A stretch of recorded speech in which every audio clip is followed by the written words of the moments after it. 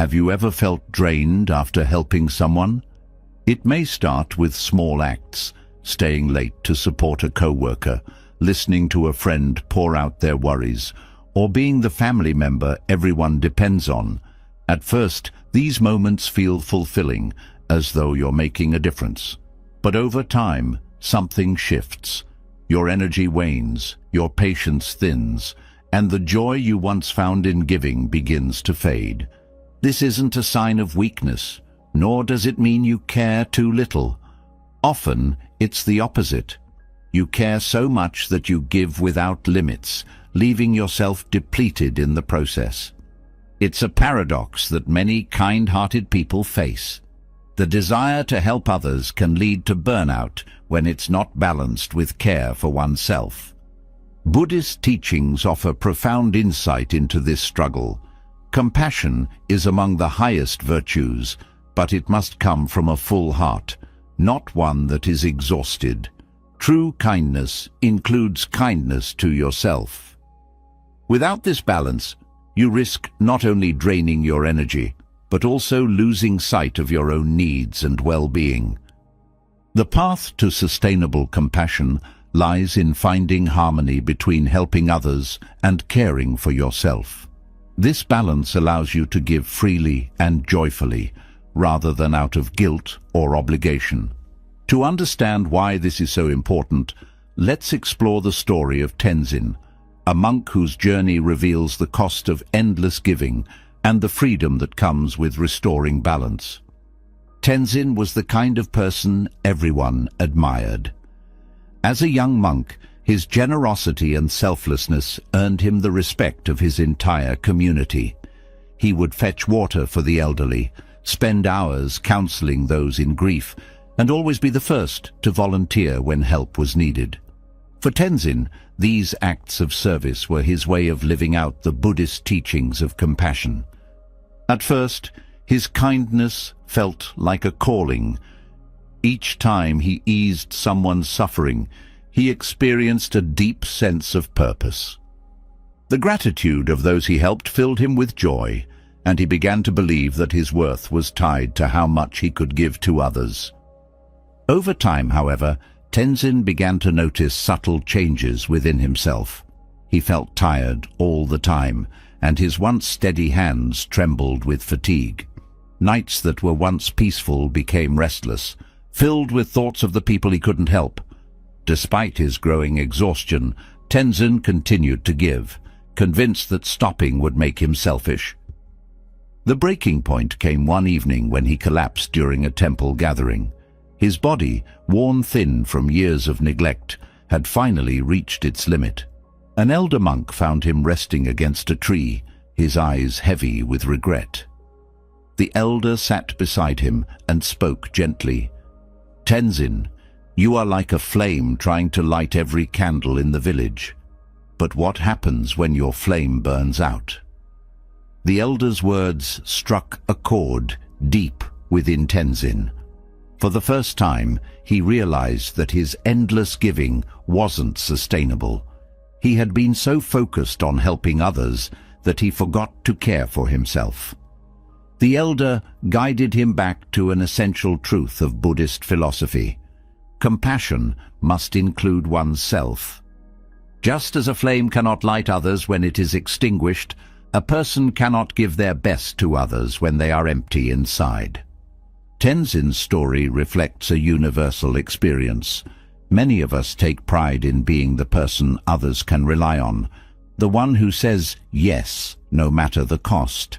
Yet, over time, this constant giving takes a toll. It's not just physical exhaustion, it's an emotional and spiritual depletion that leaves us feeling disconnected from our own needs. When giving becomes an obligation rather than a choice, resentment often follows. It's not that we stop caring, it's that we feel trapped in a cycle of endless responsibility. The joy of helping is replaced by frustration, and the light that once guided our acts of kindness begins to dim. This pattern can be traced back to a common misconception, that self-care is selfish. Many of us believe that to be truly kind, we must sacrifice ourselves entirely for others. But this belief overlooks a crucial truth. When we neglect ourselves, the quality of our help diminishes. Instead of offering our best, we offer what little is left. Buddhist teachings remind us that selflessness is not the same as self-sacrifice. True compassion is rooted in balance. It recognizes that caring for others and caring for oneself are not opposing forces, but complementary ones. When we nurture our own well-being, we create a foundation from which our kindness can flow freely and sustainably.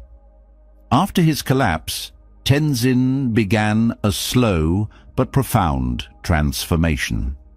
The elder monk introduced him to practices that allowed him to care for himself while continuing to serve others. Through meditation, Tenzin reconnected with his inner peace. He learned to set boundaries, recognizing that saying no was not an act of selfishness, but an act of self-preservation. With time, he discovered that these changes didn't diminish his compassion, they amplified it. Caring for oneself doesn't mean abandoning those who need help. It means acknowledging your limits and respecting them. Tenzin began to understand that by tending to his own needs, he could offer more meaningful support to others. He found that the strength of his compassion came not from how much he gave, but from how deeply he cared. This shift allowed Tenzin to rediscover the joy in helping. No longer driven by guilt or obligation, he gave from a place of love and connection. His energy returned, his mind grew clearer, and his acts of kindness became more intentional. What once felt like a burden now felt like a blessing. Tenzin's story offers a powerful reminder for all of us. Whether we're parents, caregivers, friends, or colleagues, the desire to help others is a beautiful part of being human, but it's not a limitless resource. If we fail to care for ourselves, we risk burning out and losing the very qualities that make us capable of helping in the first place. Ask yourself, are you giving from a place of fullness, or are you running on empty? Are you tending your own flame, or are you risking burnout in the name of compassion? These questions are not meant to discourage you from helping others, but to encourage you to help yourself as well. Compassion is most powerful when it flows both ways, outward to others and inward to yourself. By embracing this balance, you not only preserve your energy, but also inspire those around you to do the same. The ripple effect of self-care and compassion can transform not just your life, but the lives of those you touch. The path forward is clear. Nurture your own well-being, honor your limits, and give with intention. In doing so, you ensure that your kindness remains a source of light, not just for others, but for yourself. And in the end, that balance is the greatest gift you can offer the world. The world feels brighter when acts of kindness unfold. A shared smile, a helping hand, or even the smallest gesture of support can spark a warmth deep within. There's a magic in giving that words often fail to capture. It connects us to something profound, an unseen thread binding humanity together. But why does helping others feel so fulfilling, even when it demands time and effort? What is it about compassion that lights up the soul? This journey into the noble pursuit of compassion will unravel the layers of human nature that make kindness such a powerful force. From the roots of Buddhist teachings to the undeniable pull we feel to help others, the answers reveal themselves through wisdom, reflection, and an exploration of the heart. Compassion is a universal language that transcends culture, religion, and circumstance. Deep down, humans are wired to care. Neuroscientists have discovered that acts of kindness activate the brain's reward centers, releasing chemicals like dopamine and oxytocin. These are the same feel-good chemicals associated with love, bonding, and joy. This physical response is a testament to how deeply compassion is embedded in our nature. From a Buddhist perspective, this innate desire to help others is not just a biological phenomenon, but a spiritual one. The teachings emphasize interconnectedness, the idea that all living beings are fundamentally linked. In helping others, we are, in a sense, helping ourselves, as we cannot thrive in isolation. When kindness flows, it harmonizes the bonds between individuals, creating a ripple effect of positivity that extends far beyond the initial act. Compassion is more than just a fleeting feeling. It's a practice and a way of life. It requires seeing beyond oneself and recognizing the shared struggles of existence.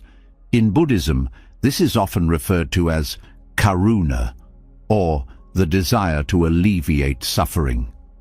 Karuna teaches that helping others stems from an understanding of their pain, not pity or superiority. True compassion does not look down. It reaches across, seeking to uplift others as equals.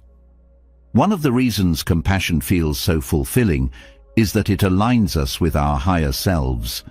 It allows us to act from a place of love and connection, rather than fear or selfishness. When we give, we tap into the best version of ourselves, the part that is free from ego and driven by empathy. This alignment brings a sense of purpose, a feeling that our actions matter in the greater tapestry of life. In modern society, where individualism often takes center stage, acts of compassion stand out as reminders of our shared humanity. Consider the moments when people come together during times of crisis, natural disasters, community tragedies, or personal hardships. These moments highlight the power of collective kindness. They remind us that we are not alone, and that even in the darkest times, the light of compassion shines through. Compassion also has a transformative effect on those who receive it. For someone in need, an act of kindness can be a lifeline, a spark of hope in a sea of despair. Buddhist teachings encourage practitioners to cultivate metta, or loving kindness, which goes hand in hand with compassion. While compassion seeks to alleviate suffering, loving kindness seeks to bring happiness. Together, they form a powerful duo that can heal wounds, bridge divides, and create lasting connections. At its core, compassion is a choice. It's a decision to act in the interest of another, even when there is no immediate benefit to oneself. This choice can be challenging, especially when life feels overwhelming. Yet, it's in these moments of challenge that compassion reveals its true strength.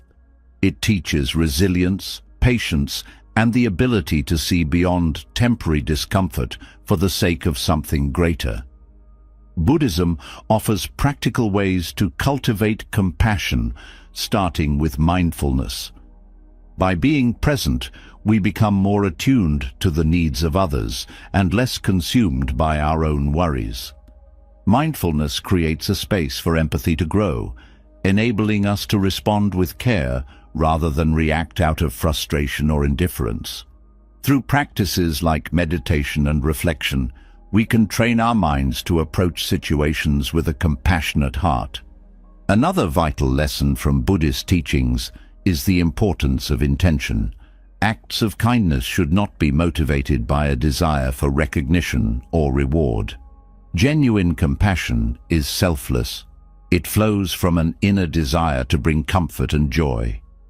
When we act with pure intentions, the fulfillment we experience is deeper and more enduring because it is rooted in authenticity. The ripple effect of compassion cannot be underestimated. When one person acts kindly, it inspires others to do the same. This chain reaction spreads positivity, creating a network of goodwill that strengthens communities and fosters unity. This interconnectedness is a cornerstone of Buddhist philosophy, which views all beings as part of an intricate web of existence. What affects one affects all, and acts of compassion are a powerful way to nurture this connection. Compassion also requires courage. It means stepping out of your comfort zone, taking risks, and sometimes facing rejection or misunderstanding. But this bravery is part of what makes compassion so rewarding. It's a reminder that even small actions can have profound impacts, and that the willingness to care is itself an act of strength. For those who struggle with feelings of inadequacy or self-doubt, helping others can be a source of healing. Buddhist teachings emphasize that compassion should extend inward as well as outward. Self-compassion is not about indulgence, but about treating yourself with the same kindness and understanding you would offer a friend. When you nurture your own well-being, you create a foundation from which your compassion for others can flourish. One of the profound aspects of compassion is its ability to dissolve barriers. It breaks down the divisions created by race, religion, class, or nationality. In the face of genuine kindness, these labels lose their significance, revealing the shared humanity beneath. This universal quality of compassion is why it is so often at the heart of spiritual and philosophical traditions across cultures. Acts of compassion are not limited to grand gestures. Sometimes, the smallest actions have the most significant impact. A smile to a stranger, a word of encouragement, or a helping hand in a moment of need. These seemingly minor acts carry immense power because they remind us of the goodness that exists in the world. In helping others, we also learn more about ourselves. Compassion deepens our understanding of what it means to be human.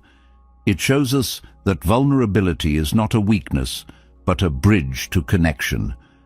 By acknowledging and addressing the pain of others, we confront our own struggles with greater empathy and wisdom. The journey of compassion is not without challenges. There will be times when it feels thankless, when your efforts go unnoticed or unappreciated. Yet, Buddhism teaches that the value of compassion lies not in the response it receives, but in the act itself. Kindness is its own reward, and the fulfillment it brings cannot be diminished by external circumstances. Compassion also has a profound impact on mental and physical health. Studies have shown that helping others reduces stress, lowers blood pressure, and even increases life expectancy. These benefits reflect the holistic nature of compassion, which nurtures not only the recipient, but also the giver. By creating harmony within, compassion extends that harmony outward. At its highest level, compassion becomes a way of being. It is not something you do, but something you embody. This transformation is what Buddhist teachings aspire to cultivate, a state of bodhicitta, or awakened heart, where kindness flows naturally and effortlessly. In this state, compassion is no longer a choice. It is an expression of your truest self. In a world often marked by division and hardship, compassion serves as a reminder of our potential for goodness. It shows us that even amidst the challenges of life, we can choose to be a source of light. This choice, though simple, holds the power to change lives, both others and our own. The pursuit of compassion is noble because it is both deeply human and profoundly spiritual. It connects us to one another, to ourselves, and to something greater than all of us. By embracing this practice, we not only make the world a kinder place, but also discover the boundless joy that comes from living with an open heart. Compassion is a beautiful force, yet it carries a quiet danger when left unchecked. The desire to help, to ease the suffering of others, can push a person to their limits, leaving them drained and empty. The heart that gives freely may, over time, forget to care for itself, and the soul that once shined with kindness may dim under the weight of relentless selflessness. How do we recognize when giving becomes too much? To answer this, we step into the life of Tenzin, a monk whose path of boundless compassion led him to confront the cost of losing balance. Tenzin was known for his kindness long before he donned the robes of a monk. In his village, he was the one people turned to when they needed comfort or guidance, whether it was carrying heavy loads for an elderly neighbor or staying up late to counsel a friend.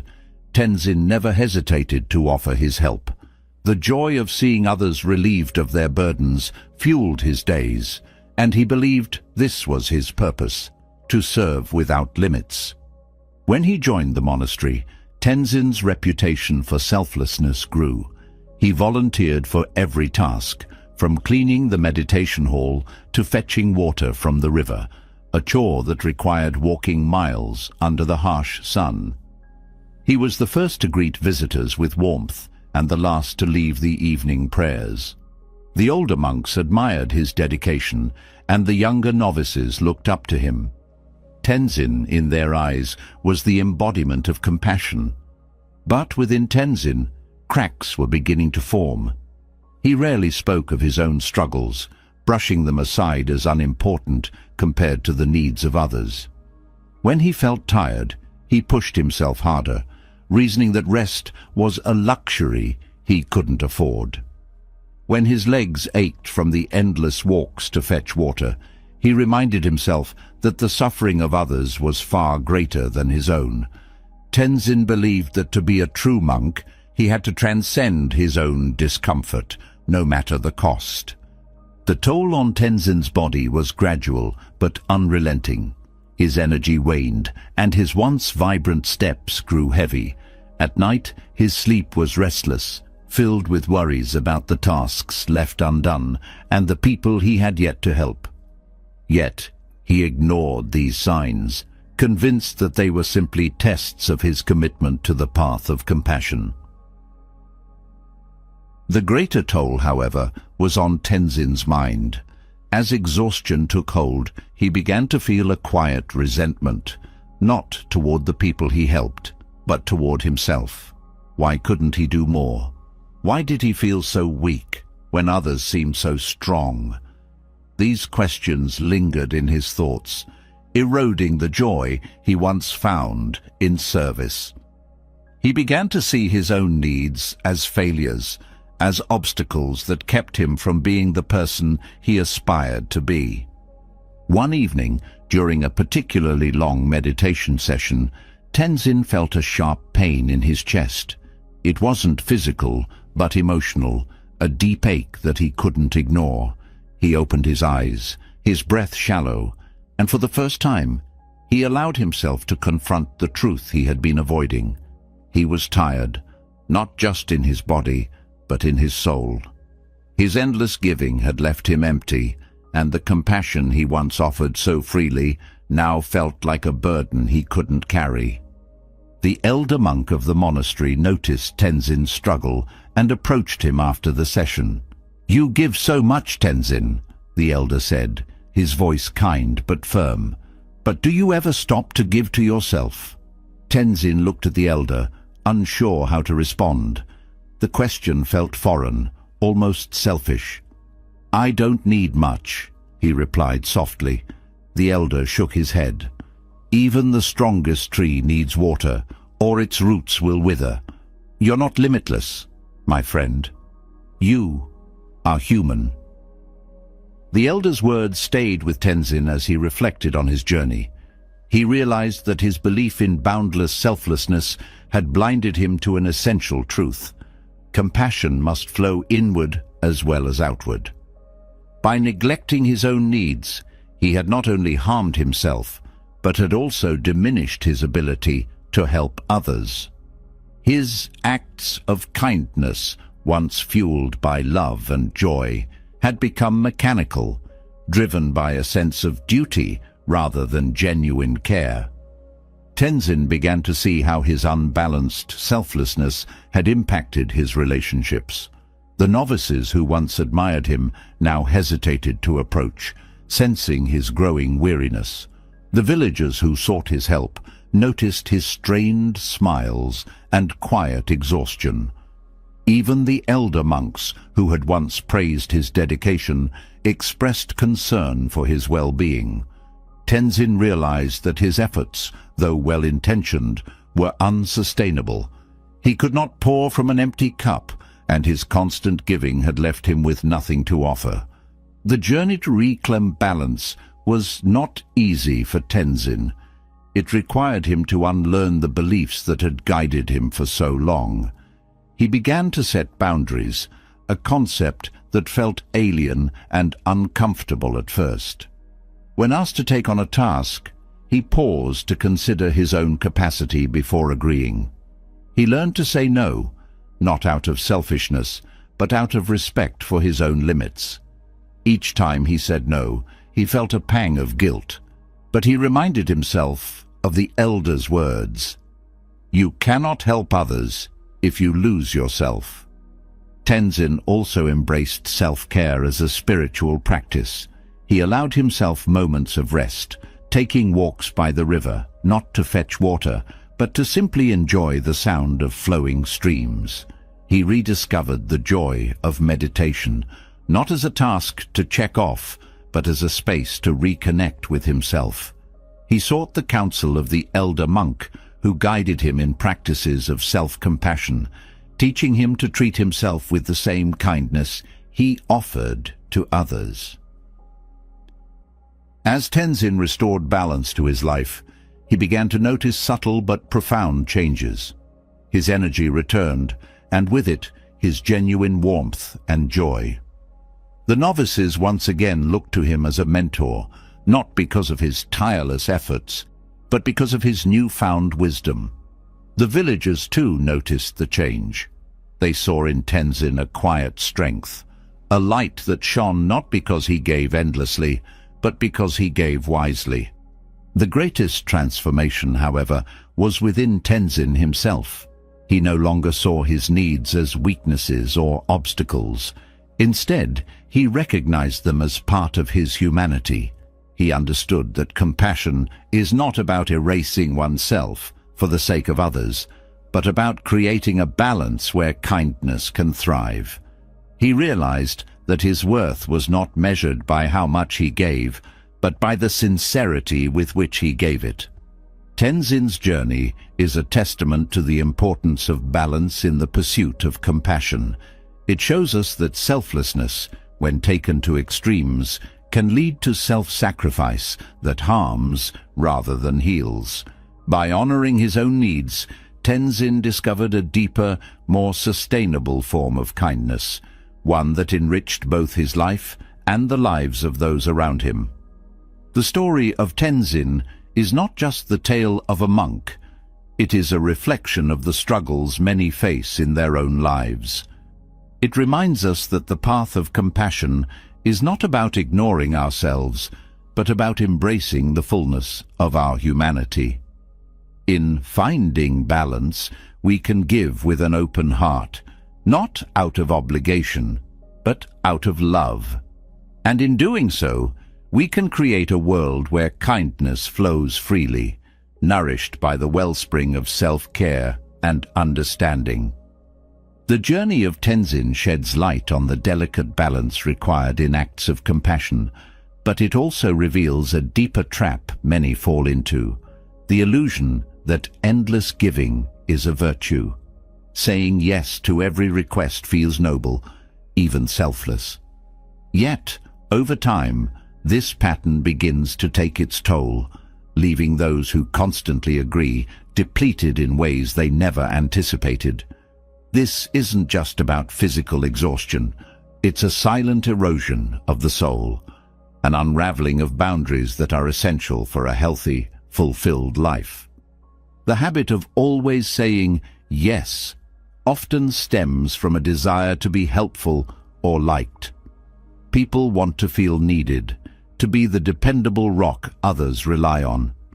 In many cultures, this willingness to give unconditionally is celebrated, even rewarded. But beneath the surface lies a dangerous cost. Each yes chips away at the limited reserves of energy and time, often leaving little to nothing for the giver to replenish themselves. One of the most insidious aspects of always saying yes is how it begins to shift priorities. The needs and wants of others gradually take precedence over one's own, creating an imbalance that can be difficult to correct. Work responsibilities bleed into personal time. Social obligations multiply. Even moments of rest are intruded upon by the nagging thought that something more could be done for someone else. This constant state of doing leaves little room for simply being. Emotionally, the weight of perpetual agreement can lead to resentment. It begins subtly, perhaps as a passing thought. Why am I the only one doing this? Over time, this feeling grows, becoming a constant undercurrent that taints relationships and interactions. The person who once found joy in helping others may start to feel trapped, unable to break free from the expectations they've unknowingly set for themselves. Physical exhaustion is another inevitable consequence. The body is not designed to operate without rest or boundaries. Late nights spent accommodating others, skipped meals in favor of fulfilling another task, or missed sleep due to overcommitment eventually catch up. This kind of strain weakens the immune system, disrupts mental clarity, and often leads to chronic fatigue. The very people who seem to have endless energy for others are often the ones silently struggling to keep up. The psychological toll can be even more profound. Constantly saying yes fosters a sense of inadequacy when even the slightest task is left undone. This self-imposed pressure creates a cycle of guilt and overcompensation, where the giver feels they must continually prove their worth through action. This guilt is a quiet but relentless force, whispering that to say no would mean failing those who rely on them. From a Buddhist perspective, this cycle of endless giving is closely tied to attachment and ego.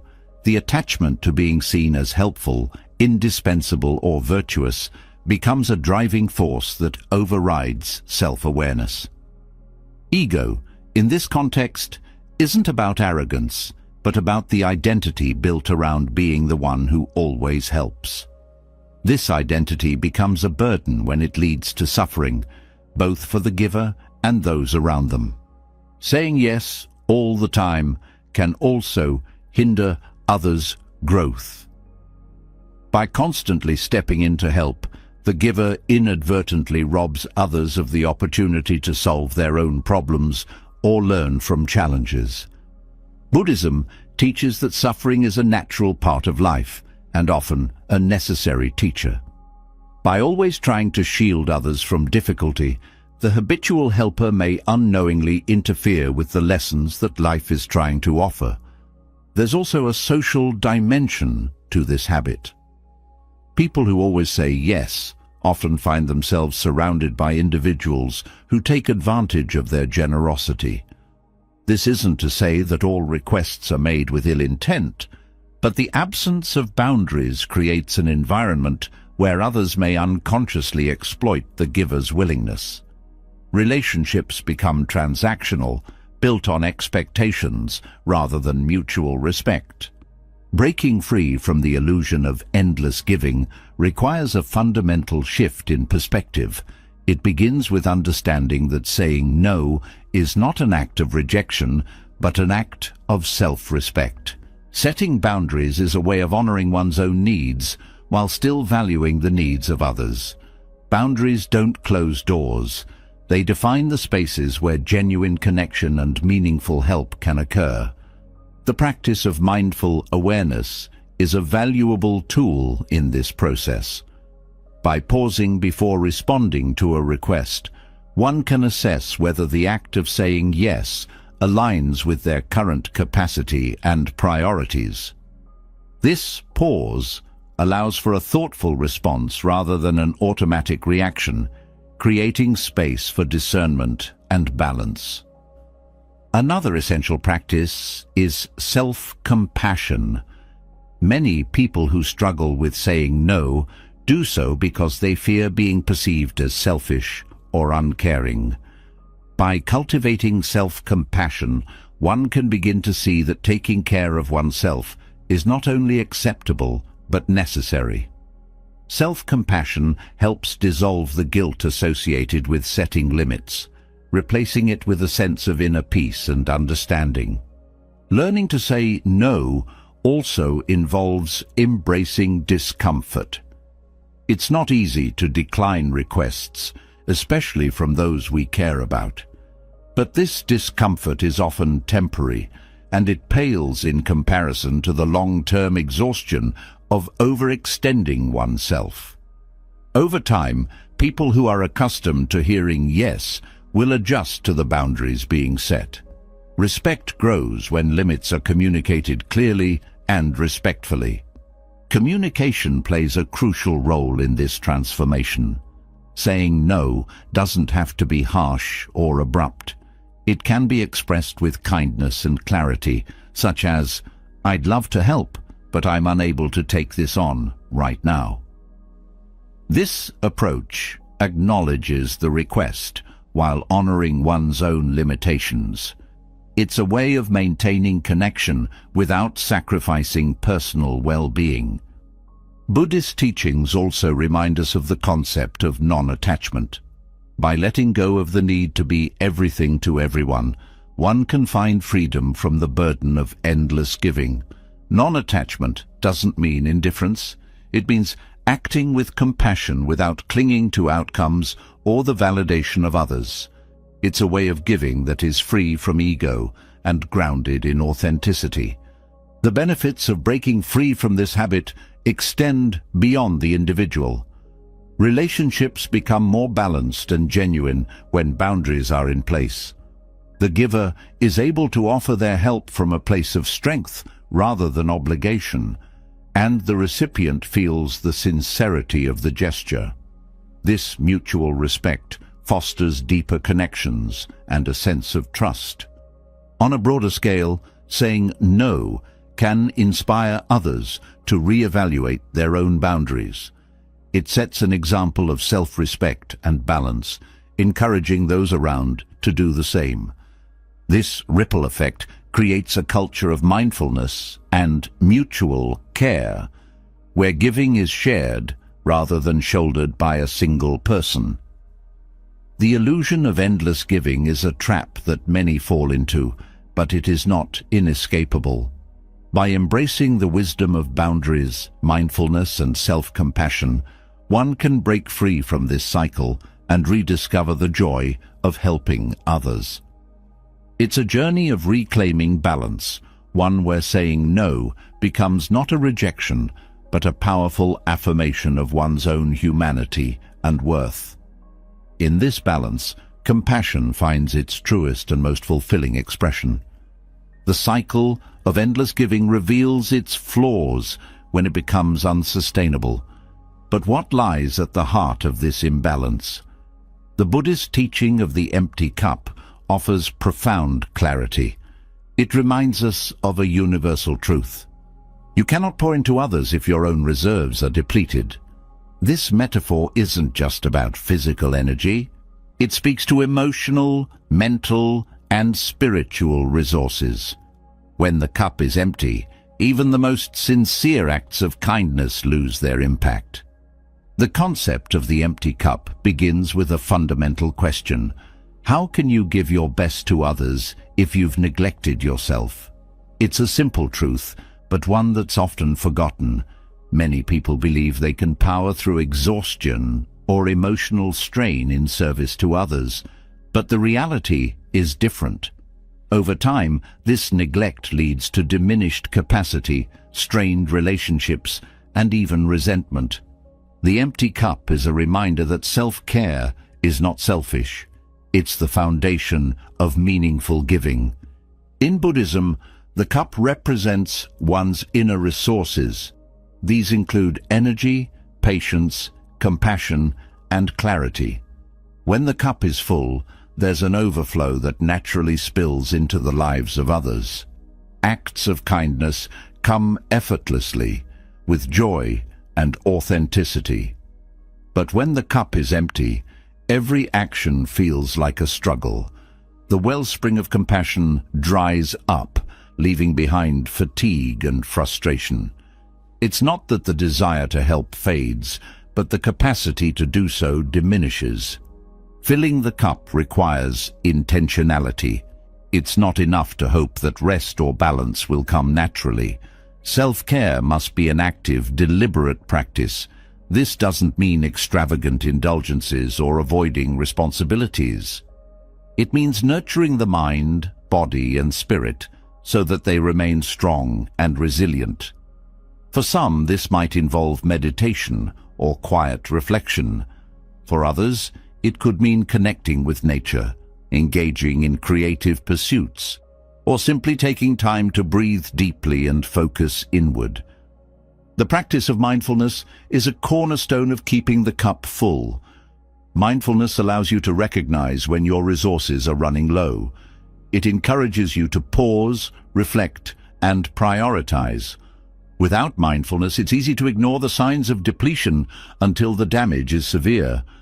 A moment of mindful awareness can prevent the spiral into exhaustion, offering the clarity needed to make choices that support balance.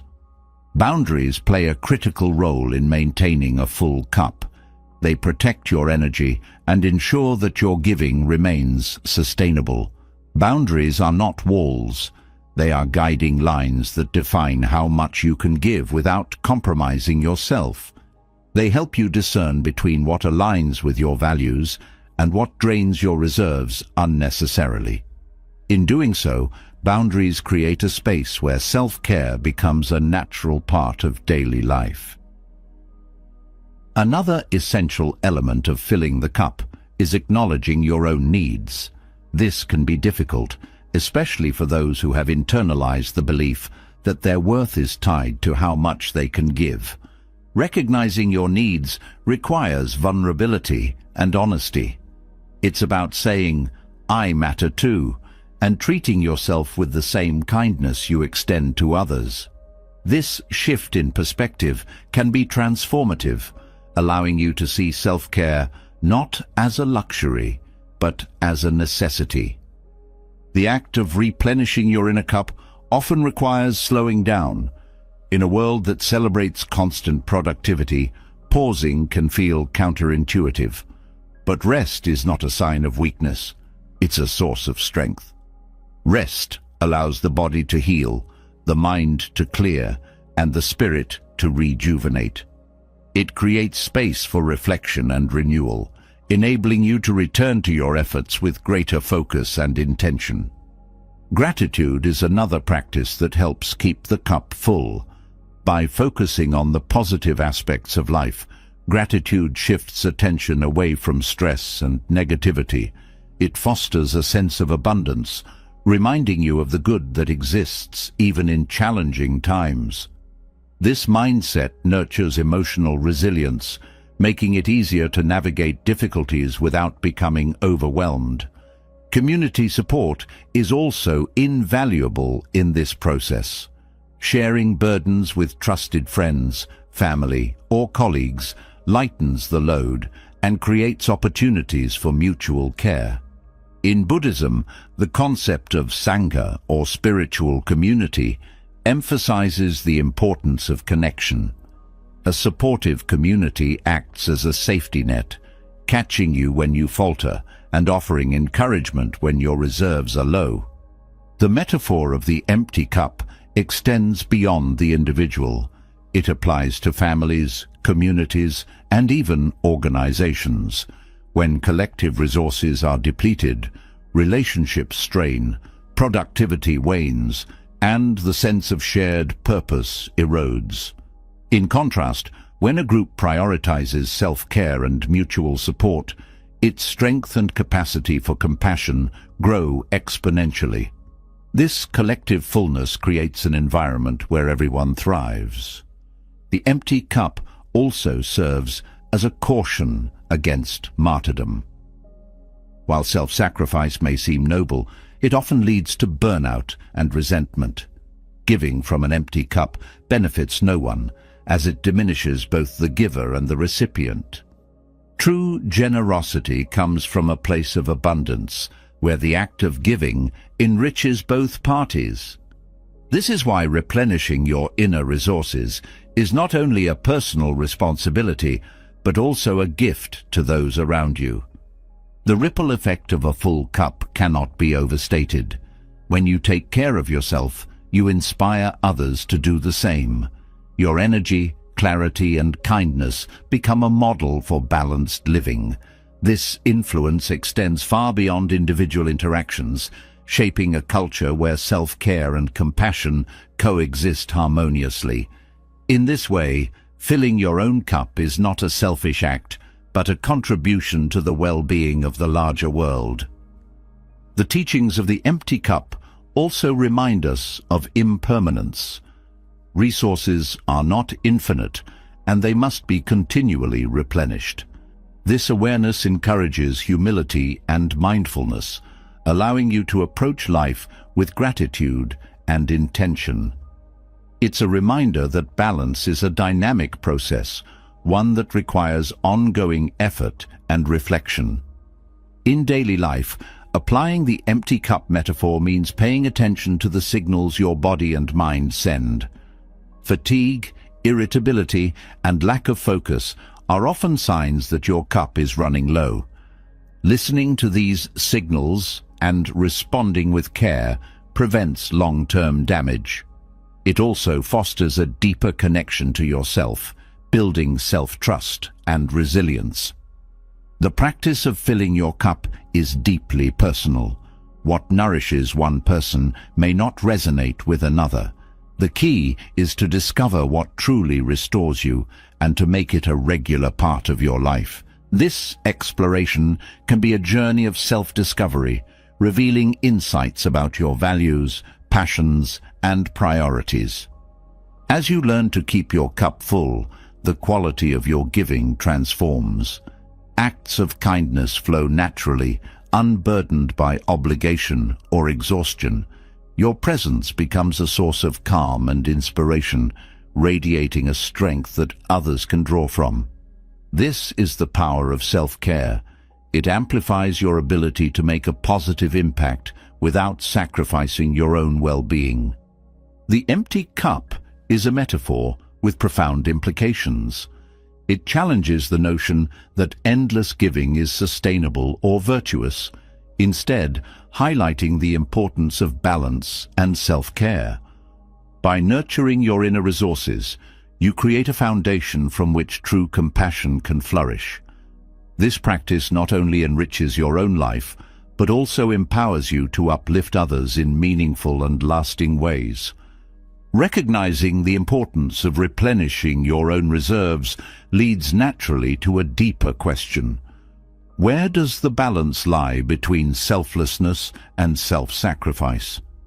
The two often seem intertwined, but their differences hold the key to understanding how compassion can uplift rather than deplete. While selflessness is rooted in care and connection, self-sacrifice can erode one's sense of self, leaving behind exhaustion and emptiness. To walk this fine line is to embrace kindness without losing yourself in the process. Selflessness is a conscience, an expression of compassion that honors both the needs of others and your own well-being. It arises from empathy and the recognition of shared humanity, fostering a genuine desire to ease suffering without neglecting personal boundaries. In contrast, self-sacrifice often stems from external pressure, guilt, or the mistaken belief that constant giving defines one's value. Over time, self-sacrifice depletes emotional and physical energy, diminishing the quality of care one can provide. The foundation of selflessness lies in intention. Acts of selflessness are driven by the joy of giving, not by obligation or the need for validation. They are authentic and aligned with personal values, creating a sense of fulfillment rather than resentment. When someone chooses to help out of genuine compassion, they give freely and willingly, knowing that their actions contribute to the greater good. Self-sacrifice, on the other hand, often feels forced. It may be accompanied by an inner voice that whispers, "You have to do this, or you're not enough." This compulsion shifts the act from a gift to a burden. Selflessness respects the individual's limits, understanding that no one can give endlessly without consequence. It recognizes that personal health, happiness, and stability are essential to sustaining compassion. Self-sacrifice disregards these limits, pushing people to ignore their own needs for the sake of others. This imbalance can lead to burnout, strained relationships, and a loss of identity, as the giver becomes consumed by the demands of those they serve.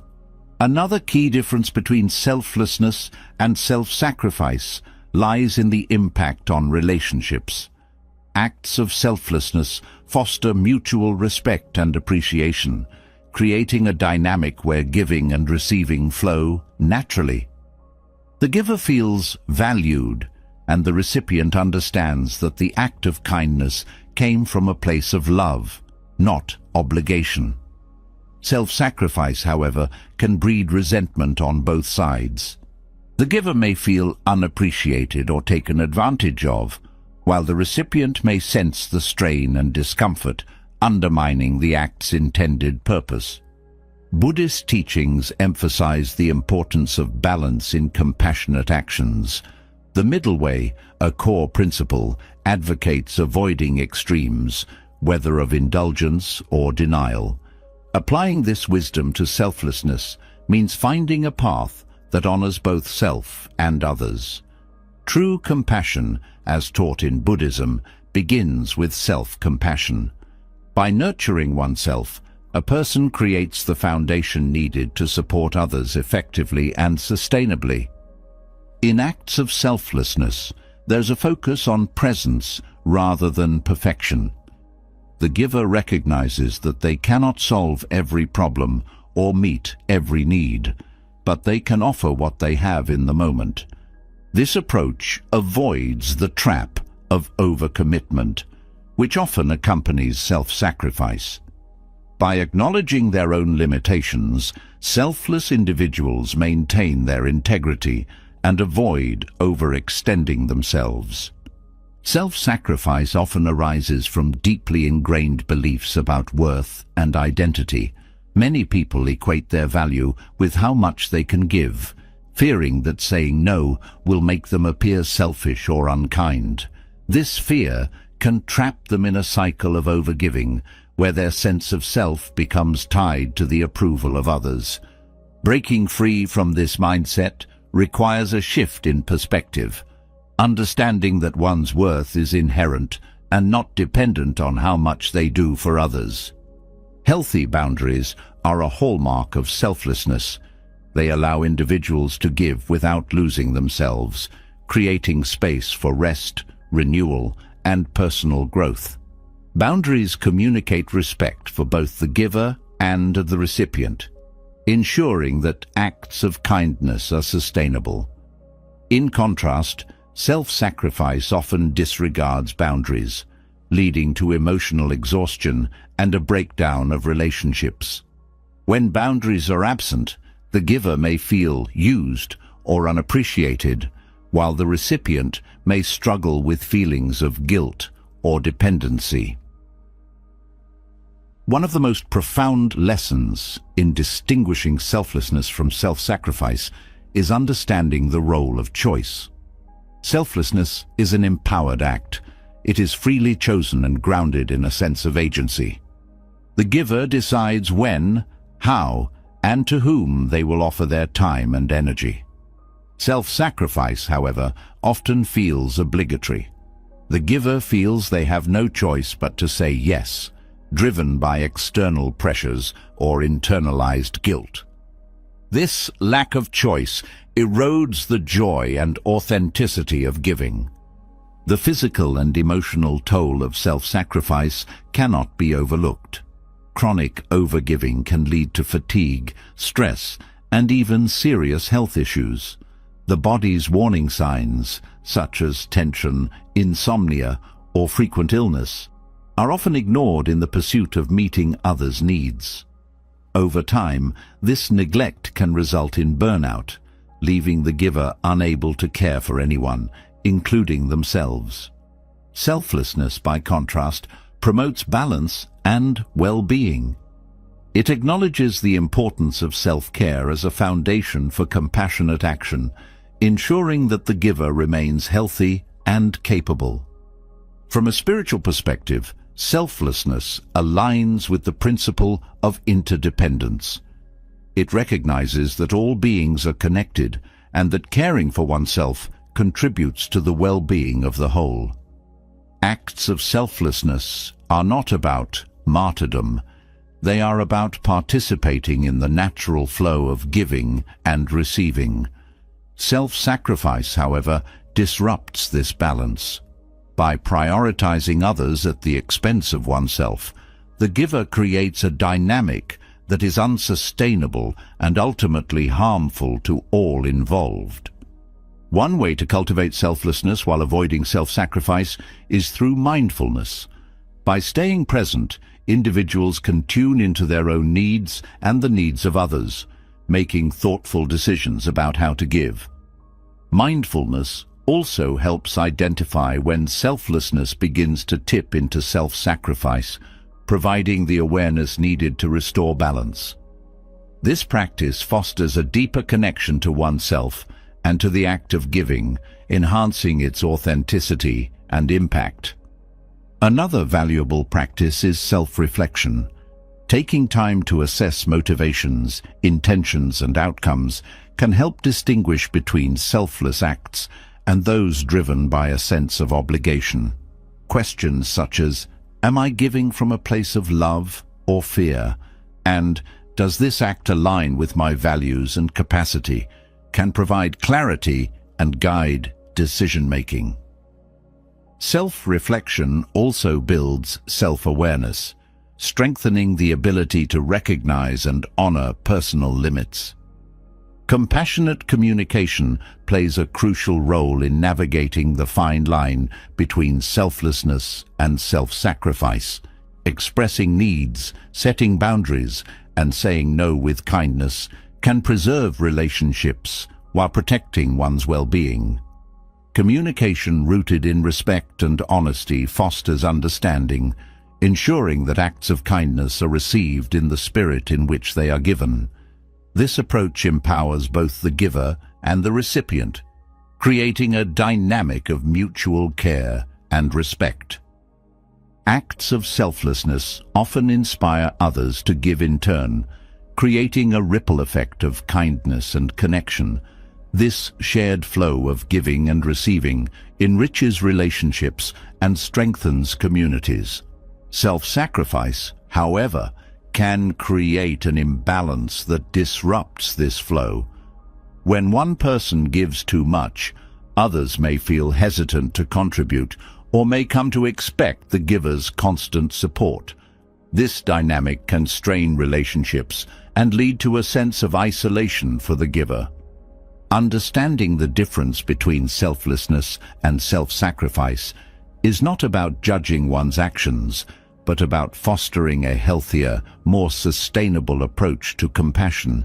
It is a journey of self-discovery, one that requires courage, mindfulness, and a commitment to balance. By embracing selflessness while avoiding the pitfalls of self-sacrifice, individuals can create a life where kindness thrives without compromise.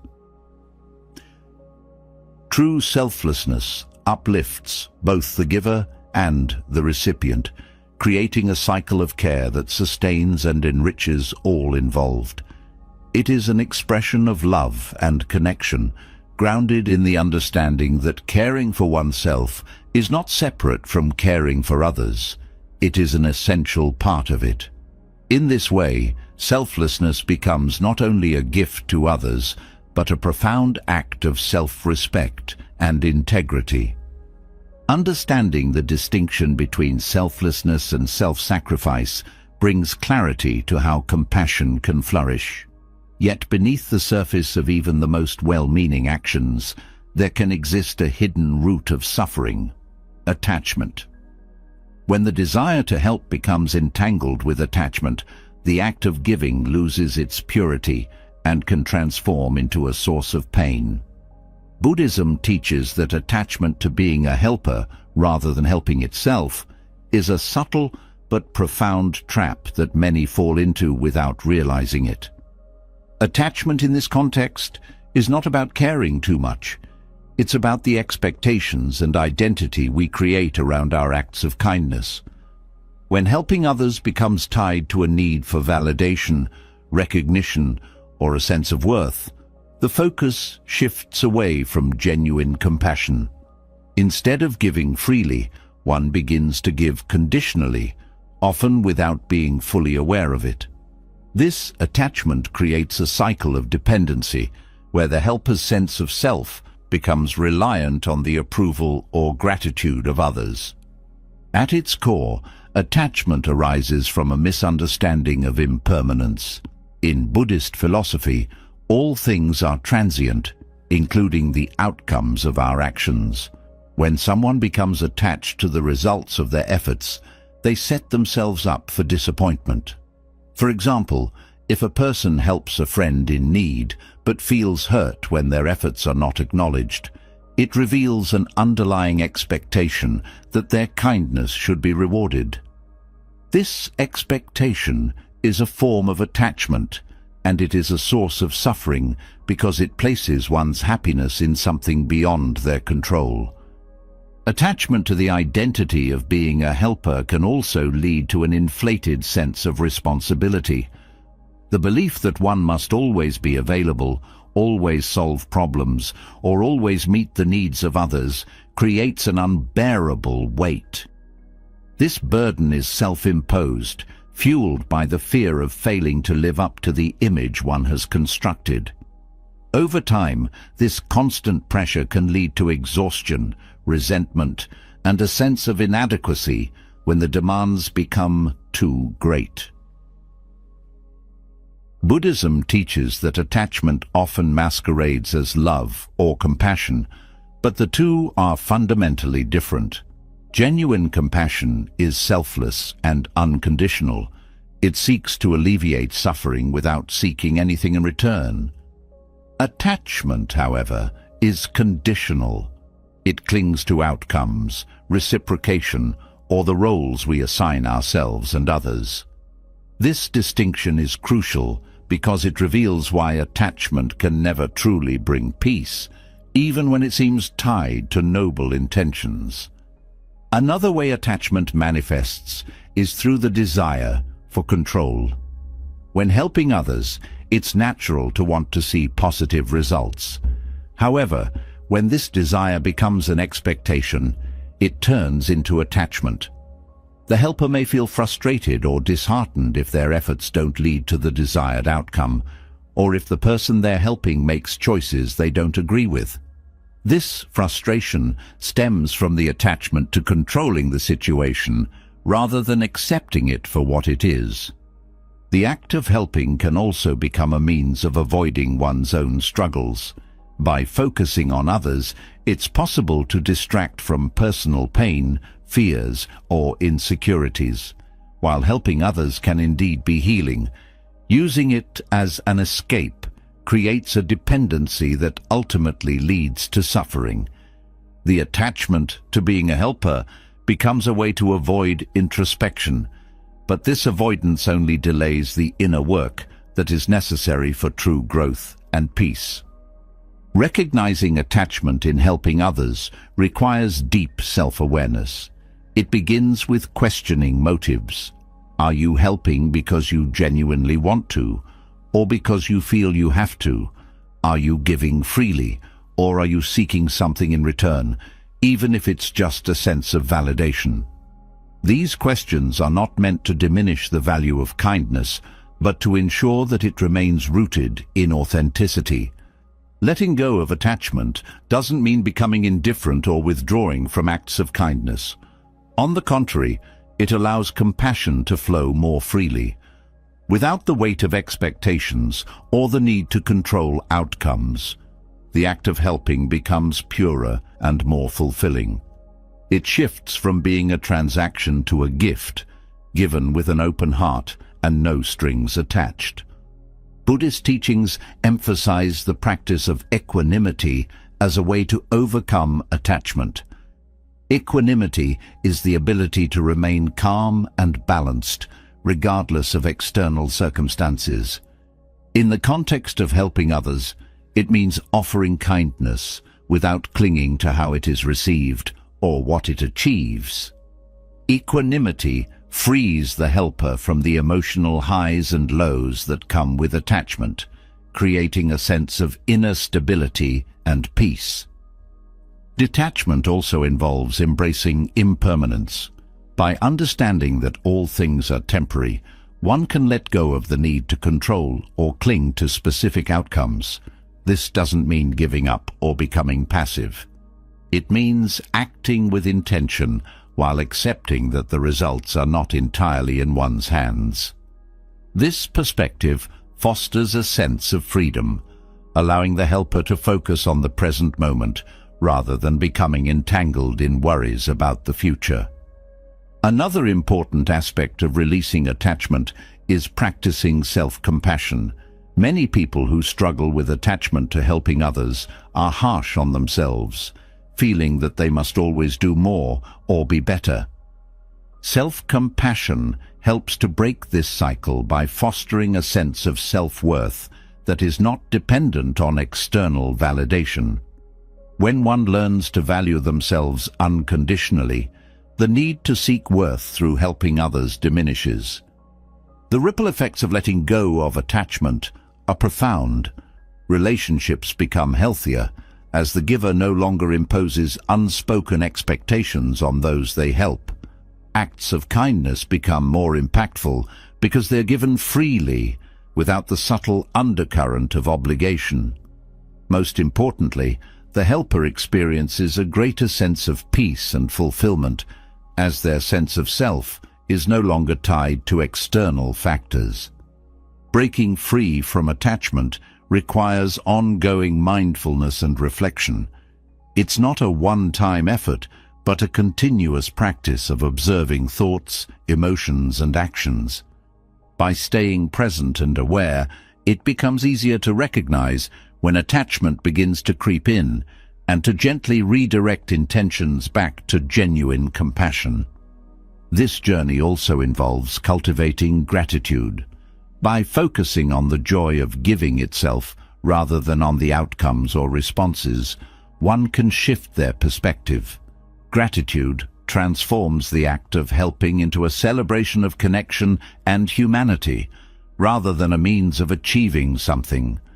This mindset fosters a sense of abundance, replacing the scarcity mindset that often fuels attachment. Ultimately, the role of attachment in helping others reveals the delicate balance between caring deeply and clinging tightly. Buddhism teaches that true freedom comes not from abandoning compassion, but from purifying it. By letting go of attachment, the act of helping becomes a reflection of one's inner peace, not a source of suffering. It is in this freedom that compassion finds its truest expression, uplifting both the giver and those they seek to serve.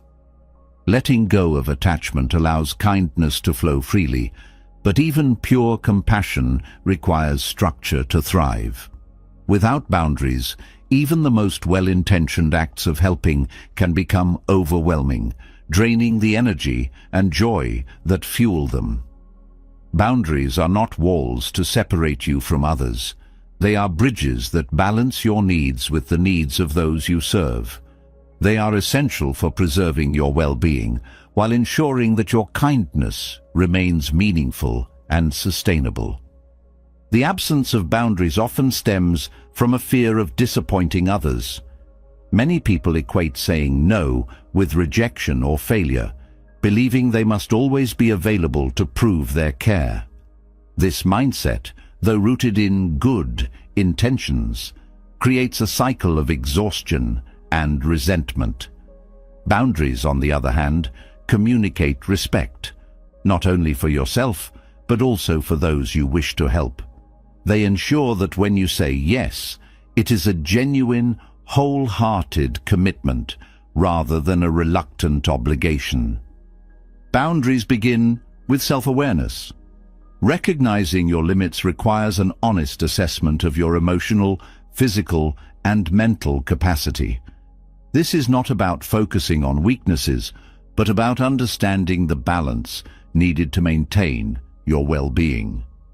Without this clarity, it's easy to overcommit, leaving little energy for yourself or for the people who matter most. Self-awareness helps you identify when to step forward and when to step back, allowing you to offer support without depleting your own resources. Setting boundaries involves clear and compassionate communication. It's about expressing your needs in a way that others can understand and respect. This might mean saying, "I'd love to help, but I can't take this on right now," or "I need some time to recharge before I can be fully present." These statements are not selfish, they are acts of self-respect that preserve your ability to give meaningfully. By being honest about your capacity, you create a foundation of trust and mutual understanding. One of the most powerful aspects of boundaries is their ability to foster mutual empowerment. When you set boundaries, you encourage others to take responsibility for their own growth and challenges. This is particularly important in relationships where one person tends to take on more than their share of the emotional or physical labor. Boundaries create space for others to step up, fostering a sense of independence and resilience that benefits everyone involved. Boundaries also protect your time and energy, which are finite resources. Without them, it's easy to become overextended, juggling too many responsibilities at once.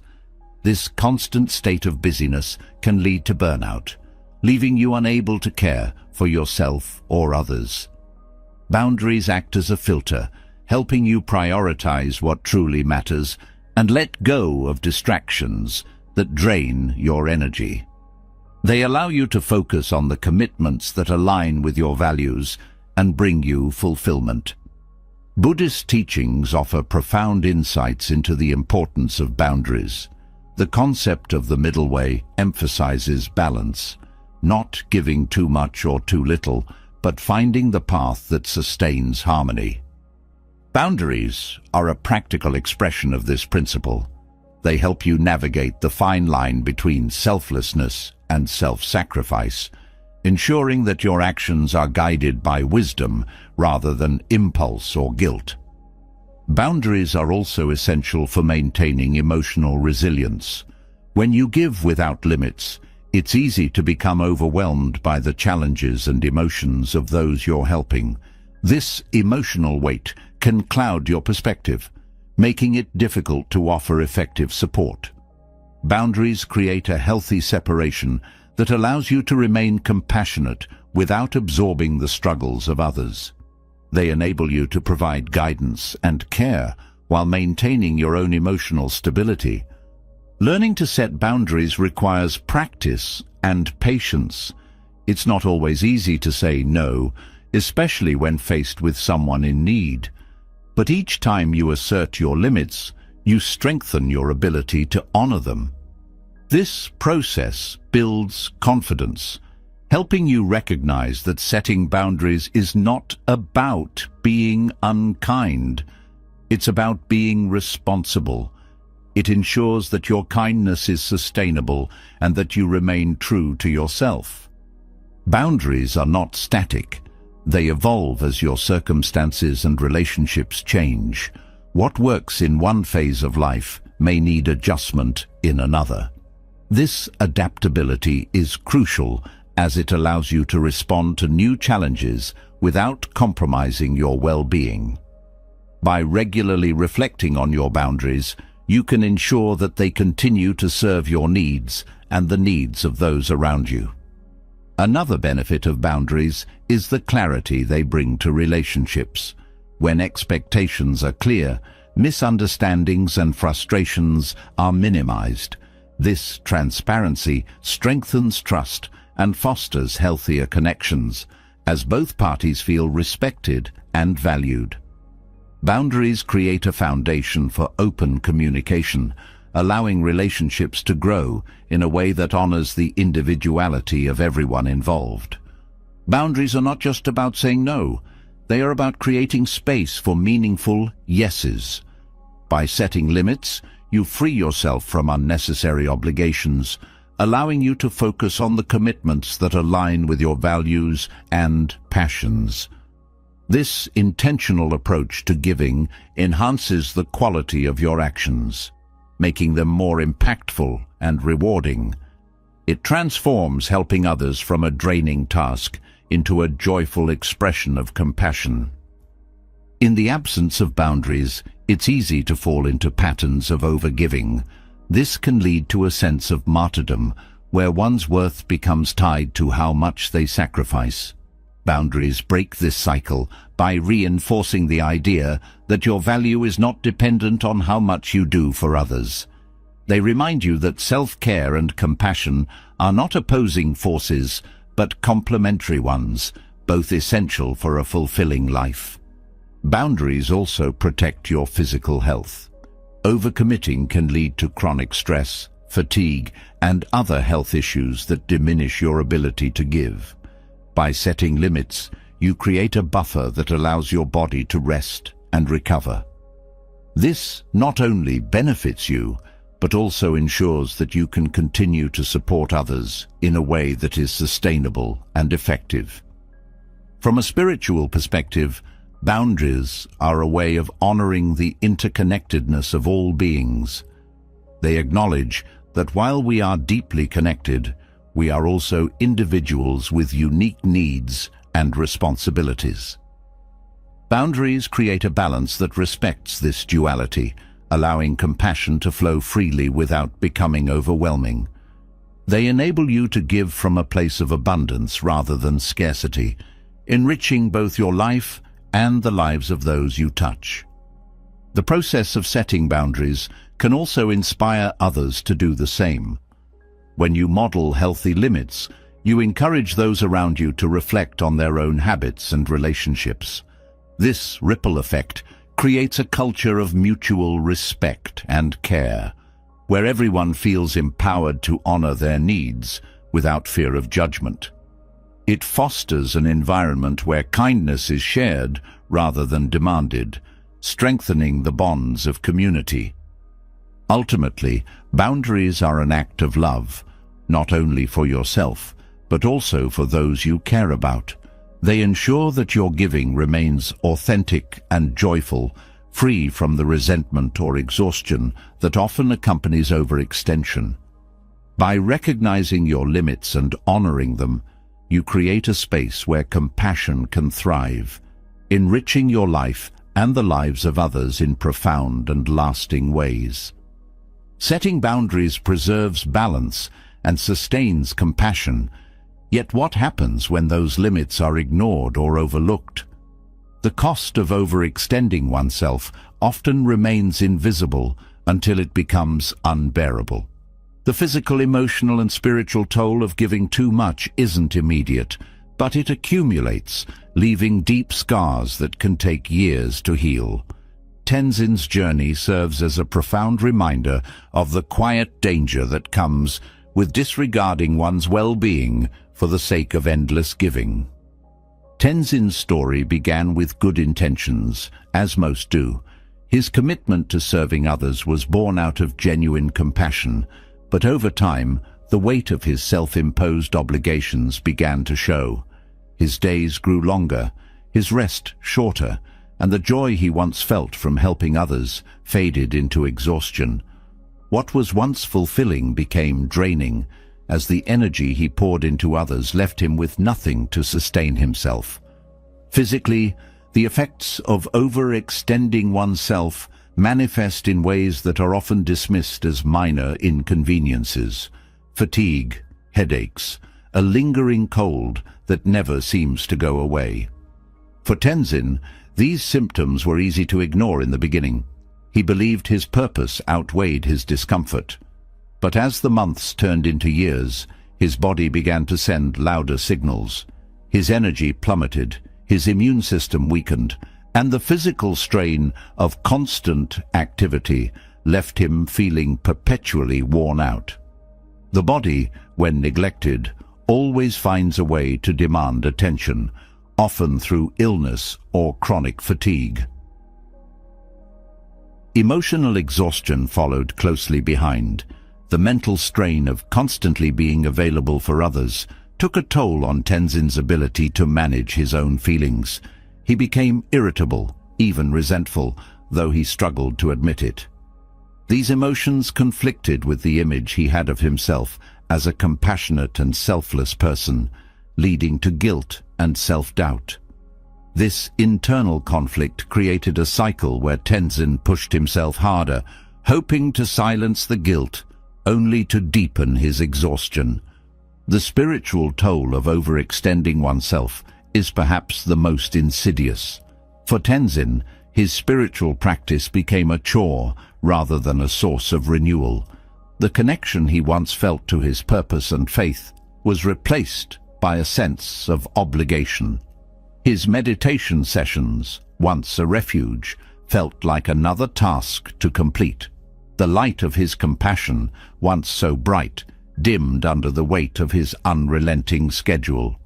One of the greatest challenges of overextension is how it distorts relationships. Tenzin's relationships with the other monks and the villagers he served began to suffer. His exhaustion made him less patient and more withdrawn. The warmth and attentiveness that once defined his interactions were replaced by a sense of distance. People noticed, but few understood the depth of his struggle. Overextending oneself often creates an illusion of strength, making it difficult for others to see when help is needed. The mind, too, bears the burden of overextending.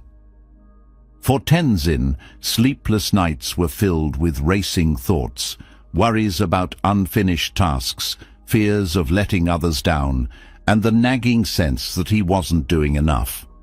This mental overload eroded his focus and clarity, making it harder to approach challenges with the calm and wisdom he once possessed.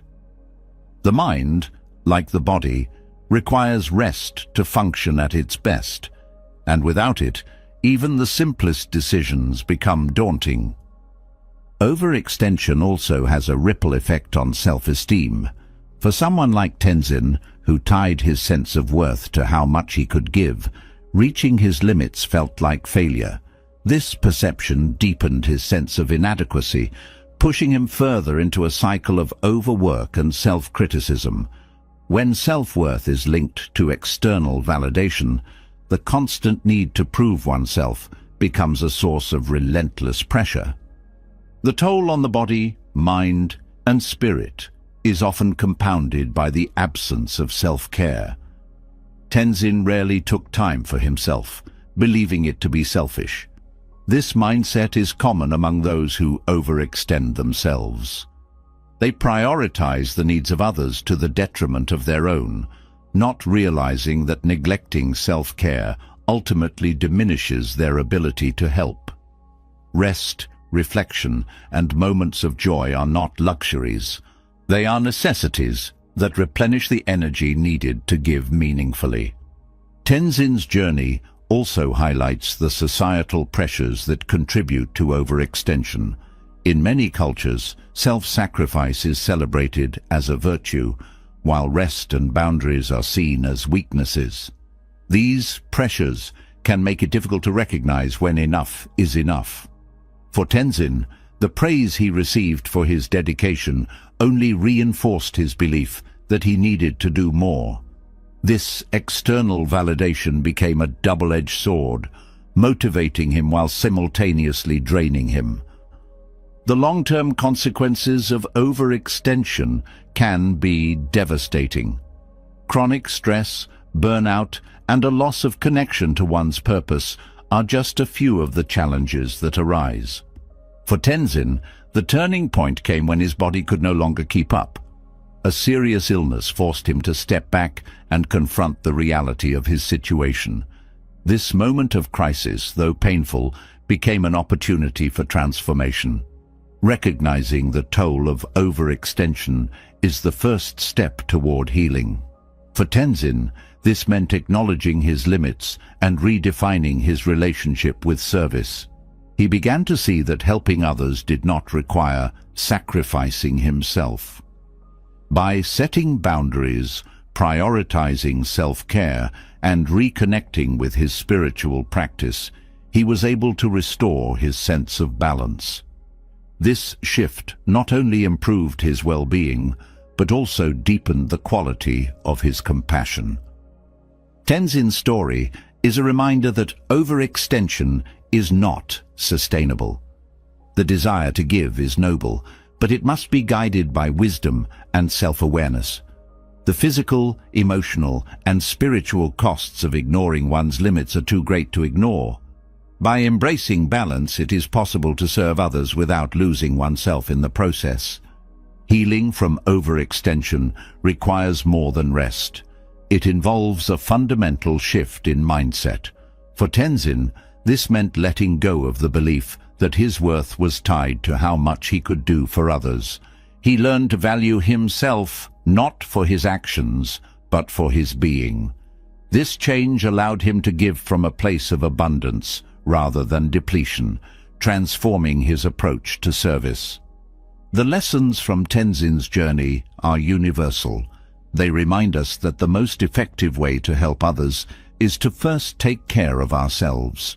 The body, mind, and spirit are interconnected, and neglecting one affects all. By honoring our limits, we can create a foundation of strength and resilience that allows compassion to flourish. Overextending oneself is a path that many tread, often without realizing it. Tenzin's story offers a powerful reminder of the importance of balance, self-care, and self-awareness. It shows that compassion is not about how much you can do, but about how you choose to give. By recognizing the toll of excessive giving and making intentional changes, it is possible to serve others while preserving your own well-being. This balance is not a compromise. It is the key to sustaining kindness in a way that enriches both the giver and those they seek to help. The weight of overextension teaches an essential truth. Not every call for help can or should be answered. In the journey to maintain balance and preserve one's well-being, there comes a time when saying no is not only necessary, but deeply compassionate. Refusing to help when your resources are drained or the situation demands more than you can give is an act of kindness, both to yourself and to others. It protects your energy for the moments that truly matter, ensuring that your assistance is meaningful and genuine. Saying no is often misunderstood as selfish or unkind. Many people associate it with rejection, fearing it might harm relationships or disappoint others. However, when viewed through a lens of mindfulness and wisdom, no becomes a tool for clarity and integrity. It allows you to honor your limits, prioritize your commitments, and offer your best self when you do choose to help. By refusing what you cannot handle, you create space to focus on what you can, ensuring that your actions are purposeful and impactful. The act of saying no begins with recognizing that your time and energy are finite.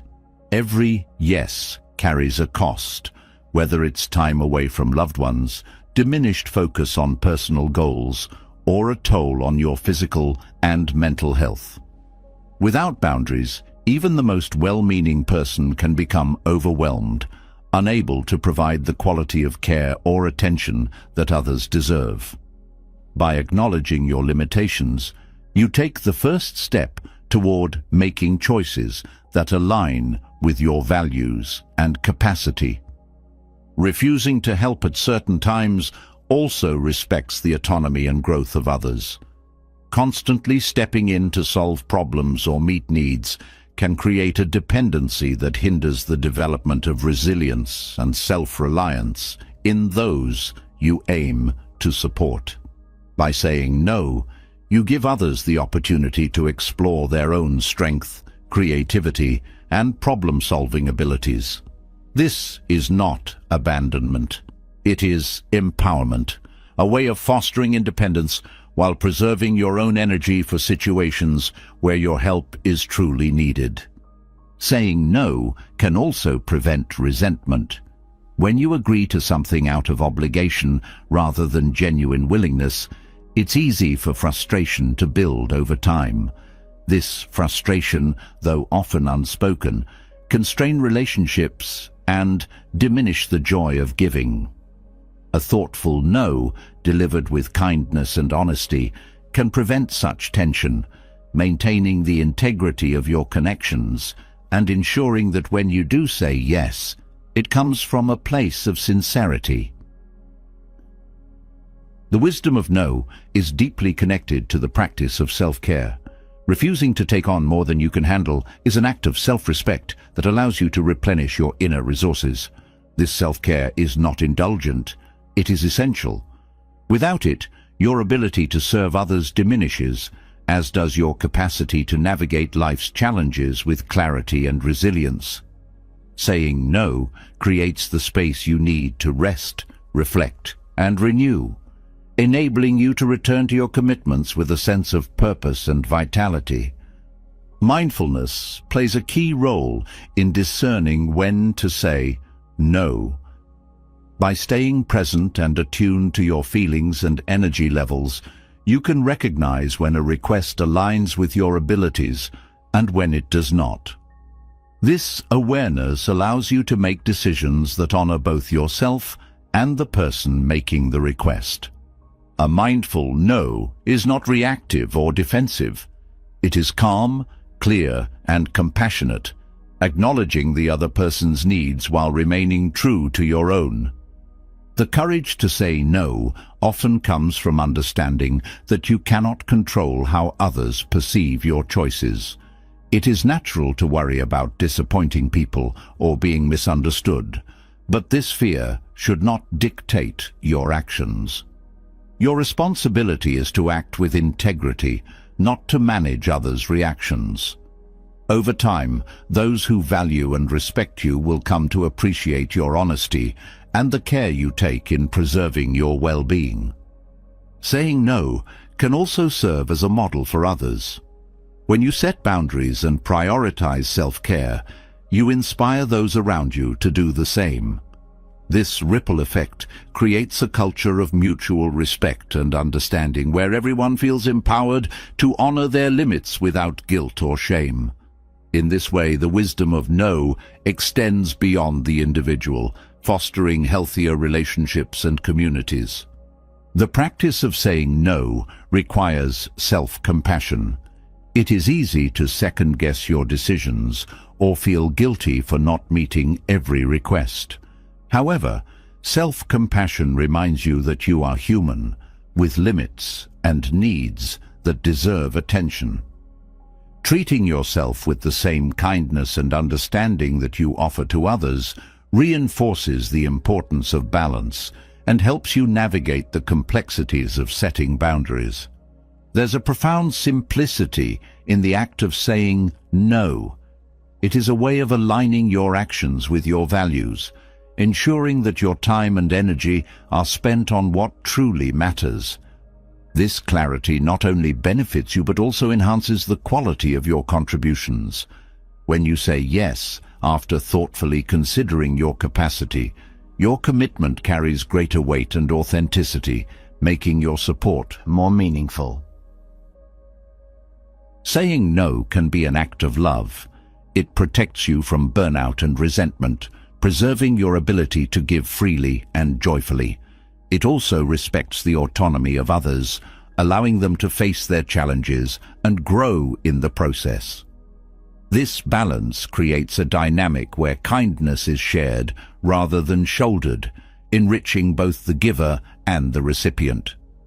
The wisdom of no lies in its ability to create space for rest, reflection, and the intentional use of your energy. It is not about turning away from others, but about ensuring that when you do step forward, you do so with strength and clarity. By embracing this wisdom, you honor your own needs while remaining deeply connected to the needs of those around you. Saying no is a skill that deepens with practice. Each time you assert your boundaries, you strengthen your ability to navigate life with authenticity and purpose. This practice builds resilience, allowing you to face challenges without becoming overwhelmed. It also fosters a sense of inner peace as you learn to trust your instincts and prioritize what truly matters. Ultimately, the wisdom of no is a gift, not only to yourself, but to those you care for. It ensures that your compassion remains vibrant and sustainable, a wellspring of kindness that enriches every aspect of your life. In saying no, when necessary, you affirm the value of your time, energy, and presence, creating a foundation from which true generosity can flourish. The wisdom of saying no teaches the profound importance of protecting your own energy. But what happens next? Where does that preserved energy go, and how can it be used to nurture yourself and others more deeply? In Buddhism, self-care is seen not as an indulgence, but as a necessary foundation for meaningful action. The principle is clear. Tending your own garden ensures that you have the strength, clarity, and compassion to make a lasting impact on the world around you. Neglect this inner cultivation, and even the most well-intentioned efforts risk falling short. Self-care begins with the recognition that you too are deserving of kindness and attention. Many people find it easier to care for others than themselves, often viewing their own needs as secondary or unimportant. This mindset, though well-meaning, can lead to burnout and disconnection. The Buddhist approach emphasizes that self-care is not separate from helping others. It is integral to it. When you care for yourself, you are not only preserving your own well-being, but also strengthening your ability to serve others effectively. The act of tending your own garden requires mindfulness. In this practice, you learn to observe your thoughts, feelings, and physical state without judgment. Mindfulness creates a space of awareness, helping you recognize when you need rest, nourishment, or connection. Without this awareness, it is easy to push through exhaustion or ignore signs of stress, believing that there is no time to pause. Mindfulness reminds you that caring for yourself is not a delay or distraction, it is part of the journey. In the Buddhist tradition, self-care is deeply connected to the concept of balance. Just as a garden requires the right amount of water, sunlight, and nutrients to thrive, so too does your mind and body require balance to function at their best. This means paying attention to your diet, sleep, and movement, as well as cultivating practices that nourish your spirit, such as meditation or creative expression. Neglecting any one of these areas can disrupt the harmony needed for overall well-being. Self-care also involves setting aside time for solitude and reflection. In the busyness of daily life, moments of quiet are often sacrificed for productivity or social obligations. Yet these moments are essential for reconnecting with your inner self and gaining clarity. In solitude, you can assess your priorities, let go of external pressures, and realign with your values. This practice allows you to approach life with greater focus and intention, enhancing both your personal and professional relationships. A key aspect of self-care is learning to let go of guilt. Many people struggle with the idea that taking time for themselves is selfish, especially when there are others who need help. Buddhism teaches that guilt is a form of attachment, a clinging to expectations or judgments that no longer serve you. Letting go of this guilt frees you to care for yourself without hesitation, understanding that doing so benefits everyone around you. A well-tended garden does not just flourish for its own sake. It provides beauty, nourishment, and inspiration to others. The practice of self-compassion is central to the Buddhist approach to self-care. Self-compassion involves treating yourself with the same kindness and understanding that you would offer to a dear friend. This means acknowledging your imperfections without harsh criticism, forgiving yourself for mistakes, and recognizing your inherent worth. Self-compassion creates a foundation of inner peace, making it easier to weather challenges and maintain resilience. Tending your own garden also means protecting it from external influences that drain your energy or disrupt your peace. This might involve setting boundaries with people who demand too much of your time, limiting exposure to negative environments, or choosing activities that align with your values. Protecting your inner space is not about shutting others out, but about creating an environment where you can grow and thrive. It is an act of self-respect that strengthens your ability to engage meaningfully with the world. The Buddhist principle of impermanence also plays a role in self-care. By acknowledging that everything is temporary, both joy and suffering, you can approach self-care with a sense of balance and perspective. Impermanence reminds you to cherish the present moment, to find joy in small acts of care, and to release the pressures of perfection.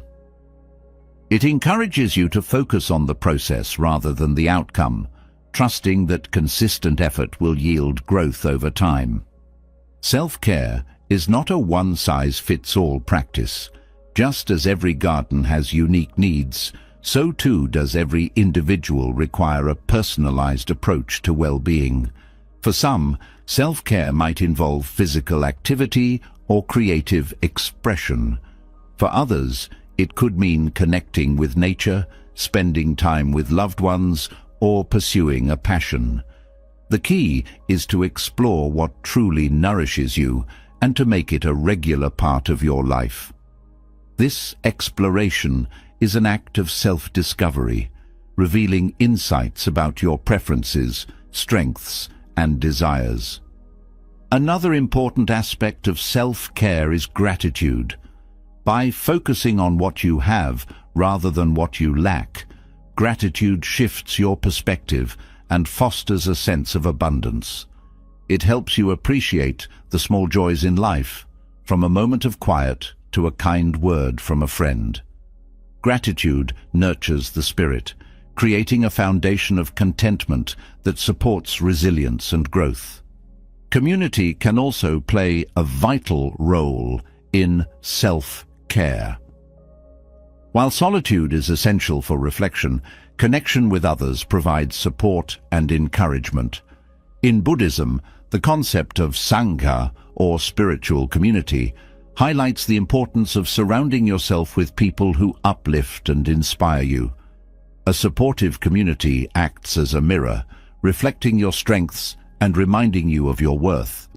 It also provides a sense of belonging, which is essential for emotional well-being. Tending your own garden requires patience. Growth does not happen overnight, and there will be setbacks along the way.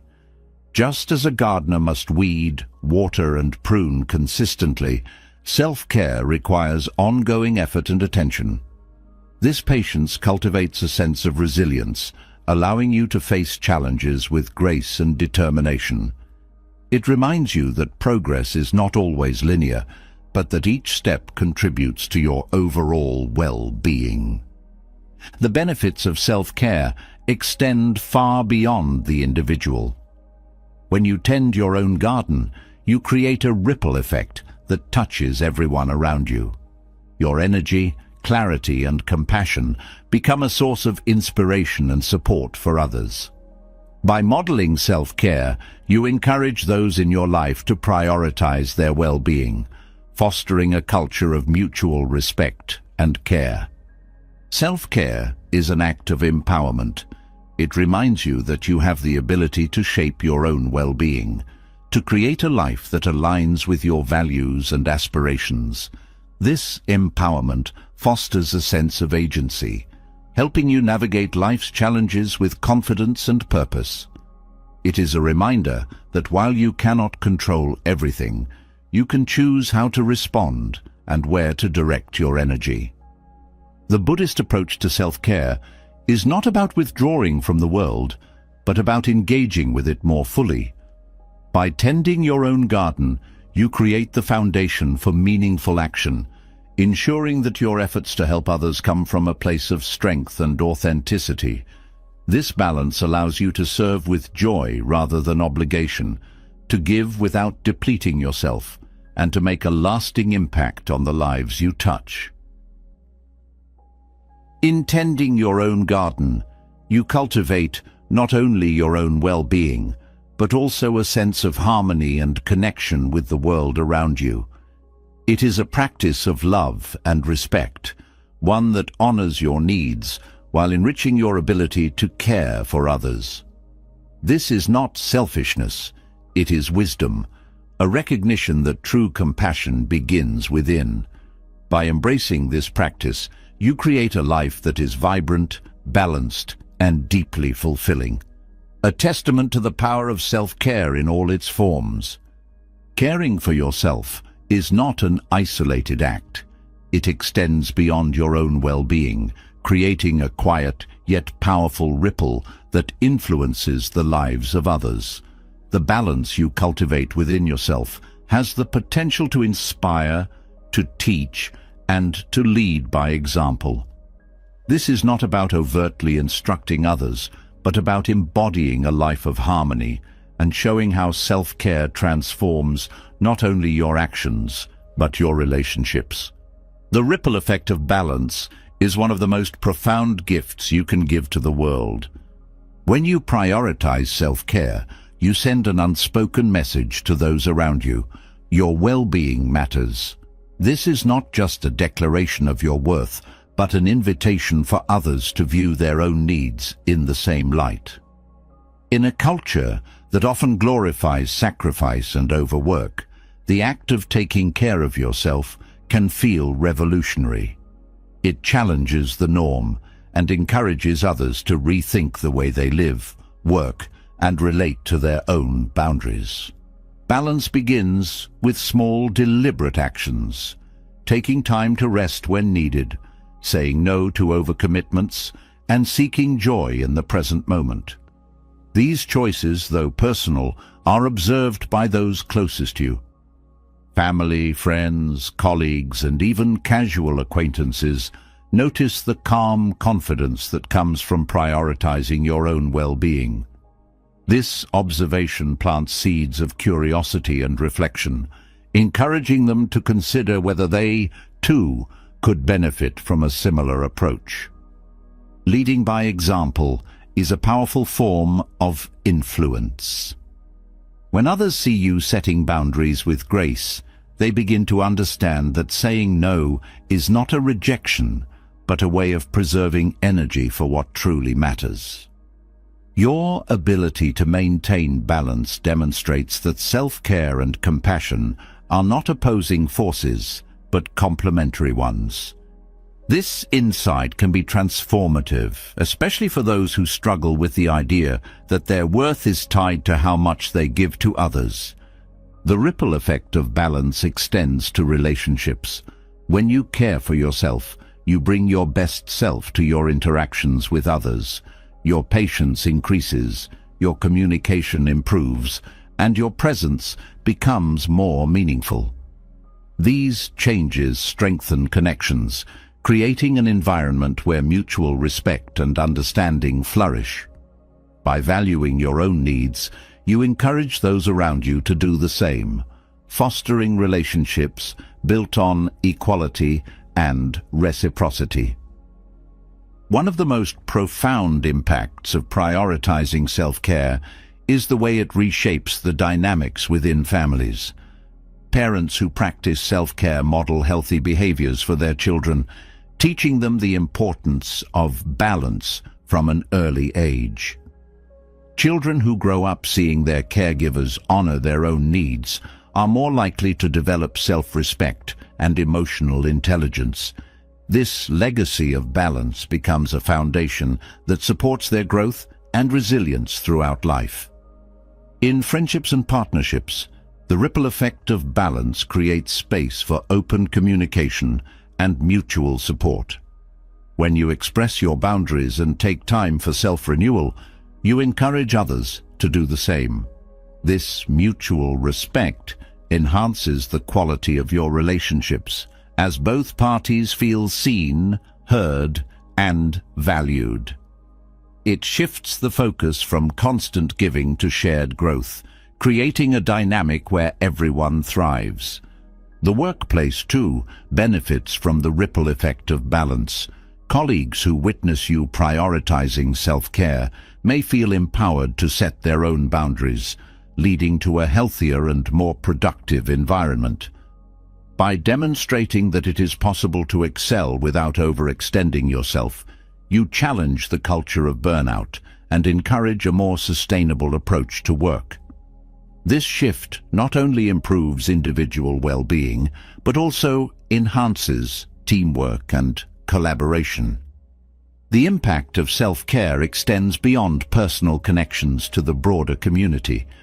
When you prioritize your own well-being, you become a source of inspiration for those who may feel trapped in cycles of exhaustion or self-neglect. Your actions show that change is possible, that it is never too late to begin tending to one's own needs. This quiet encouragement can spark a collective movement toward balance, creating a ripple effect that touches countless lives. The ripple effect is amplified through authenticity. When your commitment to self-care is genuine, it resonates deeply with others.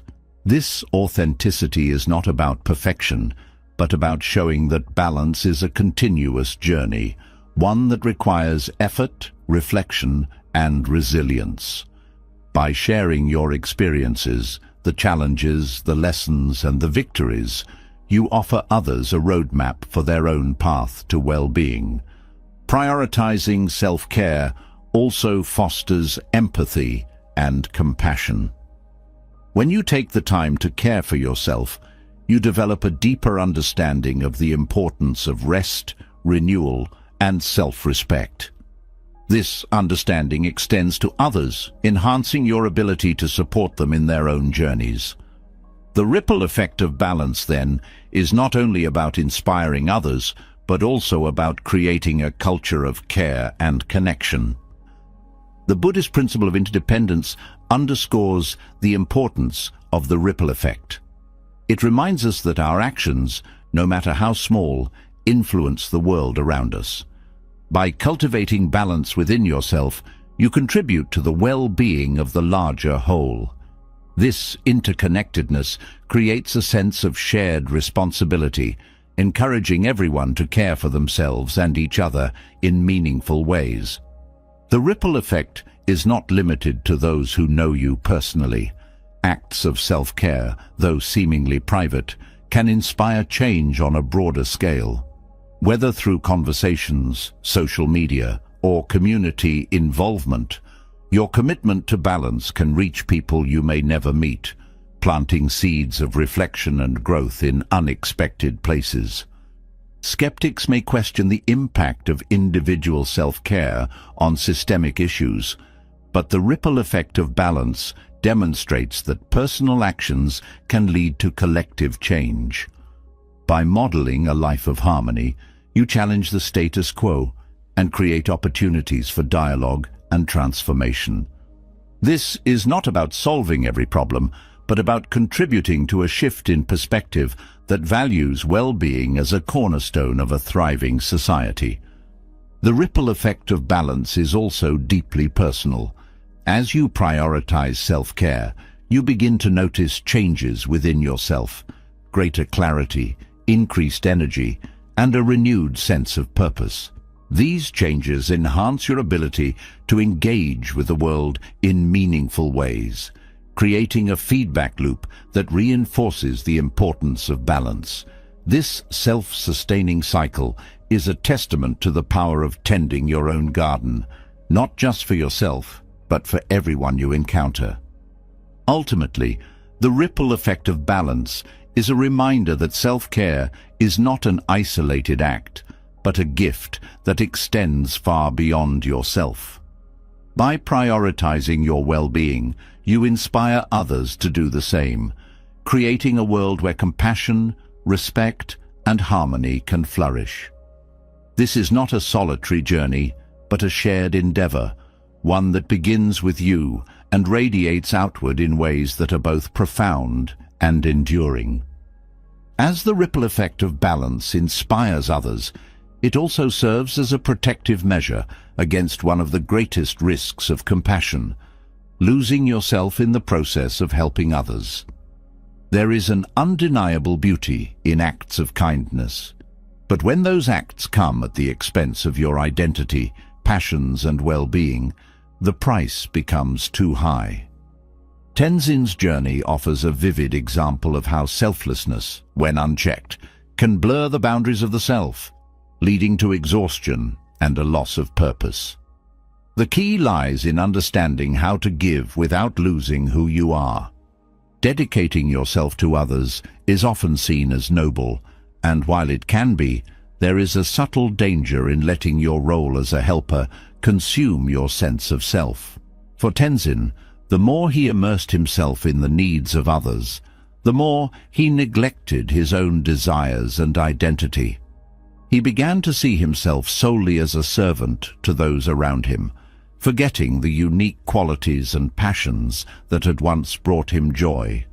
This erasure of self is a slow process, often unnoticed until the emptiness becomes overwhelming. Losing oneself while helping others often starts with good intentions. The desire to be useful, to alleviate suffering, or to bring comfort is deeply human. However, when this desire is paired with a lack of boundaries, it can lead to over-identification with the role of a helper. Tenzin found himself saying yes to every request, not because he wanted to, but because he felt he had to. Over time, his own needs and preferences faded into the background, replaced by the expectations of others. The loss of self is not just about neglecting personal interests. It is about forgetting who you are beyond the roles you play. For Tenzin, the joy he once felt in his spiritual practice and personal growth was replaced by a constant sense of obligation. His identity became tied to his ability to serve, leaving no room for exploration, creativity, or rest. This narrowing of the self can lead to a sense of being trapped, as if there is no way to step back without letting others down. One of the dangers of losing yourself in helping others is the impact it has on your emotional well-being. Tenzin's growing exhaustion made it difficult for him to connect with his own feelings. He began to suppress his frustration, sadness, and even joy, believing that his emotions were secondary to the needs of those he served. This disconnection created a void within him, a space where his authentic self once thrived. The physical toll of losing oneself in helping others cannot be overlooked. For Tenzin, the constant demands left him fatigued, both mentally and physically. His body, once strong and capable, began to feel the strain of overwork. Sleepless nights, skipped meals, and the absence of self-care took their toll, leaving him vulnerable to illness and burnout. The body and mind are deeply interconnected, and neglecting one inevitably affects the other. Relationships also suffer when you lose yourself in helping others.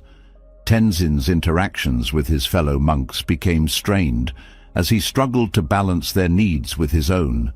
The lack of boundaries created misunderstandings and resentment, both from himself and those around him. When one person gives too much, it can create an imbalance that strains even the strongest connections. The loss of self, while helping others, often stems from a misunderstanding of what it means to be compassionate. Compassion is not about sacrificing your identity. It is about bringing your whole self to the act of giving. Tenzin's struggle highlights the importance of authenticity and compassion. True kindness comes from a place of inner strength and clarity, not from a sense of obligation or self-erasure. Buddhist teachings emphasize the importance of self-awareness in maintaining balance. By understanding your motivations, limits, and needs, you can offer help without losing yourself. Tenzin's turning point came when he began to reflect on why he felt compelled to say yes to everything. This introspection revealed the fears and insecurities that had driven his overcommitment. Recognizing these patterns allowed him to begin reclaiming his sense of self. Reconnecting with your identity requires courage and patience. For Tenzin, this meant rediscovering the activities and practices that brought him joy. He began to carve out time for meditation, creative expression, and moments of stillness. These small acts of self-care helped him reconnect with the parts of himself that had been overshadowed by his role as a helper. Reclaiming his identity did not diminish his compassion, it enhanced it, allowing him to give from a place of authenticity and balance. Another important step in avoiding the loss of self is embracing imperfection. Tenzin had long believed that he needed to meet every need and solve every problem to be worthy of respect. This belief created an impossible standard that left him feeling inadequate, no matter how much he did. By accepting that he could not do everything, Tenzin freed himself from the pressure to be perfect. This acceptance allowed him to focus on what he could do, rather than being consumed by what he could not. The practice of mindfulness played a pivotal role in Tenzin's journey. By staying present, he was able to recognize when he was pushing himself too hard or neglecting his own needs. Mindfulness helped him create a space between his thoughts and actions, allowing him to make choices that honored both himself and those he wished to help. This practice of presence is essential for anyone seeking to maintain their sense of self while serving others. Building a strong sense of self does not mean withdrawing from helping others. It means finding a balance that allows you to thrive. Tenzin's journey showed that by prioritizing his own well-being, he became a more effective and compassionate helper. His renewed energy and clarity allowed him to engage with others in a way that was both meaningful and sustainable. Self-respect is another key element in avoiding the loss of self. Tenzin learned to value his time, energy, and identity as much as he valued those of others. This shift in perspective allowed him to set boundaries and prioritize his needs without guilt. Self-respect is not about putting yourself above others. It is about recognizing that your well-being is equally important. The process of reclaiming oneself after losing identity to helping others is deeply transformative. It requires a willingness to confront fears, redefine priorities, and embrace vulnerability. For Tenzin, this journey was not easy, but it was essential. By reconnecting with his true self, he discovered a new depth of compassion, one that was rooted in authenticity and balance. Tenzin's story is a reminder that losing oneself is not inevitable. With awareness, intention, and self-care, it is possible to help others without sacrificing your identity. This balance allows you to bring your full self to the act of giving, creating a ripple effect of kindness and connection that enriches everyone involved. By honoring your own needs, you not only preserve your well-being, but also inspire others to do the same, fostering a culture of compassion that is both sustainable and transformative. Reclaiming yourself from the overwhelming demands of others brings clarity, but how do you ensure you never lose that balance again? The answer lies in learning to listen, truly listen, to the subtle signals your body and mind send every day. These signals are your compass, guiding you toward a life that honors your limits and sustains your well-being. Ignoring them, however, can lead to exhaustion, frustration, and a sense of being lost. Recognizing when you're doing too much is an act of self-respect, and it is the first step toward maintaining a life of harmony and purpose. The body has a language of its own, and it speaks loudly when it needs care. Physical fatigue is often the first and clearest warning sign that you're overextending yourself. You may feel a heaviness in your limbs, an inability to focus, or a general sense of being drained even after a full night's sleep. This persistent tiredness is not laziness. It is your body's way of pleading for rest and renewal. Ignoring it only deepens the strain, making recovery more difficult. Sleep disruptions are another critical signal that you're pushing too hard. Difficulty falling asleep, staying asleep, or waking up feeling unrefreshed are all indicators that your body and mind are struggling to cope with the demands placed on them. These disruptions often stem from an overactive mind, racing with unfinished tasks, worries, and responsibilities. Sleep is essential for healing and restoration, and neglecting it creates a vicious cycle of exhaustion and stress. Physical tension is another clue that you may be doing too much. Tight shoulders, clenched jaws, and headaches often indicate that your body is holding on to stress. This tension may seem minor at first, but over time, it can lead to chronic pain and other health issues. Learning to notice and release this tension is a vital part of listening to your body. Your mind also has its ways of signaling when enough is enough. Emotional overwhelm is a powerful indicator that you're taking on more than you can handle. Feelings of irritability, sadness, or anxiety may arise seemingly out of nowhere, but they are often rooted in unmet needs and unacknowledged stress. These emotions are not weaknesses. They are your mind's way of calling for attention and care. Another mental sign of overextension is difficulty concentrating. When your plate is too full, your brain struggles to keep up, making it hard to focus on even the simplest tasks. This lack of clarity can lead to mistakes, frustration, and a sense of inadequacy, further compounding the stress. Recognizing when your mind is stretched too thin is essential for reclaiming your focus and effectiveness. Feeling disconnected from yourself and others is another warning sign. When you're doing too much, it's easy to lose touch with your own needs, desires, and emotions. This disconnection can leave you feeling numb or detached, as if you're going through the motions without truly engaging with life. It can also strain relationships, as you may become less present and attentive to the people you care about. Burnout, a state of physical, emotional, and mental exhaustion, is the ultimate consequence of ignoring these warning signs. Burnout doesn't happen overnight. It builds slowly, often unnoticed, until it becomes debilitating.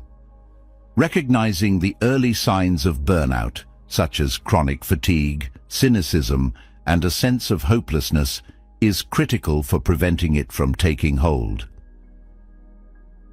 Learning to listen to your body and mind requires mindfulness. By paying attention to your physical sensations, emotions, and thoughts, you can catch these signals before they become overwhelming. This awareness allows you to take proactive steps to care for yourself, whether that means resting, seeking support, or adjusting your commitments. Mindfulness is not about eliminating stress, but about responding to it with intention and compassion. The practice of checking in with yourself regularly can help you stay attuned to your needs. Taking a few moments each day to ask yourself how you're feeling physically, emotionally, and mentally can reveal patterns and areas that need attention. This practice doesn't have to be complicated. It can be as simple as pausing during your day to notice your breath, your posture, or your mood. Setting boundaries is another essential aspect of listening to your body and mind. By saying no to tasks and responsibilities that exceed your capacity, you create space for rest and renewal. Boundaries protect your energy and help you prioritize what truly matters, ensuring that your time and efforts are aligned with your values. Self-care practices, such as regular exercise, healthy eating, and sufficient sleep, also play a crucial role in maintaining balance. These practices nourish your body and mind, building resilience against the demands of daily life. They are not luxuries, they are necessities that support your ability to thrive. Seeking support when needed is another vital part of caring for yourself. Whether it's talking to a trusted friend, seeking professional guidance, or leaning on your community, reaching out for help is a sign of strength, not weakness. Support provides perspective, encouragement, and practical assistance, helping you navigate challenges with greater ease. Compassion toward yourself is key. When you notice signs that you're doing too much, it's easy to fall into self-criticism, believing that you should be able to handle more. But self-compassion reminds you that everyone has limits, and that honoring those limits is an act of wisdom, not failure. Treating yourself with kindness creates a foundation of self-respect that strengthens your ability to listen and respond to your needs. Listening to your body and mind is not a one-time act. It's a lifelong practice. It requires patience, curiosity, and a willingness to adjust as your circumstances change. Over time, this practice becomes second nature, helping you maintain balance and prevent the cycle of overextension and burnout. By learning to recognize the signs that you're doing too much, you empower yourself to take control of your well-being. This awareness allows you to live with greater intention, resilience, and joy, ensuring that your efforts to help others come from a place of strength and authenticity. Listening to your body and mind is not just about avoiding exhaustion. It's about creating a life that honors and nurtures the whole of who you are. Recognizing the signs of overextension within your body and mind reveals an essential truth. Even the kindest among us cannot give endlessly without rest. There is a pervasive belief that true kindness requires constant availability and limitless strength. But this myth is not only harmful, it is unsustainable. To embrace kindness fully, one must also embrace rest as an integral part of a compassionate life. Rest is not weakness. It is the foundation upon which enduring strength is built. The idea that endless giving defines kindness often stems from societal expectations and cultural norms. From a young age, many are taught that selflessness means putting others first at all times, even to the detriment of their own well-being.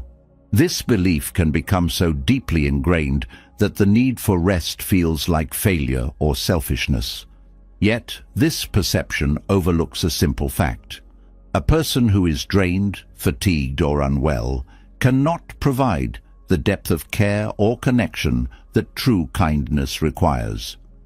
Rest is not a retreat from kindness, but a vital element of it. Just as a tree cannot bear fruit without the nourishment of sun and water, a person cannot sustain acts of compassion without replenishing their energy. Rest restores the body, calms the mind, and renews the spirit, allowing you to give from a place of abundance rather than depletion. Without it, even the most genuine efforts to help others become strained, mechanical, or hollow. The human body is designed with natural rhythms that signal when rest is needed.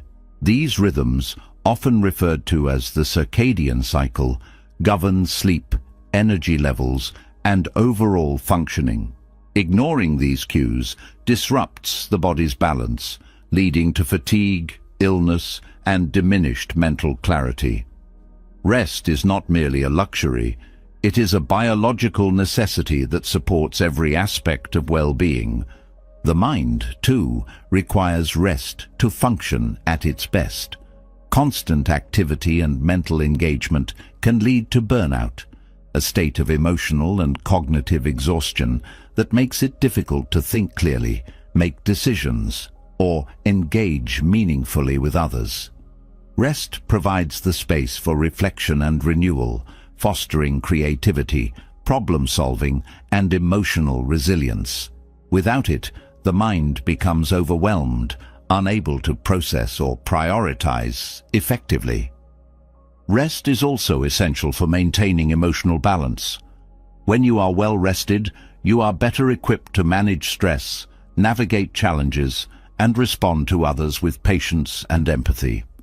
Fatigue, on the other hand, often amplifies negative emotions, making it harder to remain calm or compassionate. By prioritizing rest, you create a foundation of emotional stability that enhances your ability to connect with others authentically. One of the greatest misconceptions about rest is that it is unproductive. In reality, rest is one of the most productive things you can do. It allows the body to heal, the mind to recharge, and the spirit to realign with its purpose. Rest is not idleness. It is preparation. It equips you with the energy, focus, and strength needed to engage fully with life and its demands. Rest also fosters self-awareness. In moments of stillness, you can tune into your thoughts, feelings, and physical sensations, gaining insight into what you need to thrive. This awareness helps you make choices that honor your well-being and align with your values. It is in these moments of rest that clarity emerges, guiding you toward decisions that support both yourself and others. The need for rest is not a sign of weakness, but of humanity. Every person, no matter how strong or kind, has limits. Acknowledging these limits is an act of wisdom and humility, a recognition that you are not a machine, but a living being with needs and vulnerabilities. Rest is a way of honoring these truths, of caring for yourself so that you can continue to care for others. Rest also enhances the quality of your kindness. When you are rested, you are more present, attentive, and engaged. Your acts of compassion become more thoughtful and impactful, reflecting the depth of your care rather than the exhaustion of obligation. This shift transforms kindness from a draining task into a joyful expression of connection and love. In Buddhist philosophy, rest is viewed as an essential part of balance. The concept of the middle way emphasizes moderation and harmony, rejecting extremes in favor of sustainable practices. Rest embodies this principle, providing the balance needed to maintain both physical vitality and emotional equilibrium. It is a reminder that kindness to oneself is as important as kindness to others. The need for rest extends to every aspect of life, whether it is physical rest through sleep, mental rest through mindfulness, or emotional rest through moments of solitude, each form of rest contributes to overall well-being. Together, they create a holistic approach to care that supports you in giving your best to the world. Rest is not a pause from compassion. It is its partner. By allowing yourself to rest, you ensure that your kindness remains authentic, vibrant, and enduring. It is a gift to yourself and to those you care for, a way of preserving the integrity and depth of your connection. Rest is not the absence of action, but the presence of intention, a way of cultivating the strength needed to engage with life fully. The myth of endless strength often leads to guilt when rest is needed. This guilt can be deeply ingrained, fueled by societal messages that equate worth with productivity or self-sacrifice. Overcoming this guilt requires a shift in perspective, a recognition that rest is not selfish, but essential. It is an act of self-respect that allows you to give more meaningfully and sustainably. Rest also challenges the idea that kindness must be constant to be genuine. True kindness is not measured by how much you do or how often you give. It is measured by the quality of your actions and the intention behind them. Rest ensures that your kindness is thoughtful, sincere, and impactful, free from the strain of overextension. The practice of rest is deeply personal. What restores one person may differ from what restores another. For some, rest may mean quiet solitude. For others, it may mean engaging in a favorite hobby, spending time in nature, or connecting with loved ones. The key is to explore what nourishes you and to make it a regular part of your life. Rest is not one size fits all. It is a practice of self-discovery and care. Rest also fosters gratitude. In moments of rest, you can reflect on the beauty and abundance of life, appreciating the simple joys that often go unnoticed in the busyness of daily routines. This gratitude enriches your perspective, creating a sense of contentment and peace that carries into your interactions with others. By embracing rest, you challenge the myth of endless strength and redefine what it means to be kind. Rest is not a weakness to overcome, but a strength to cultivate.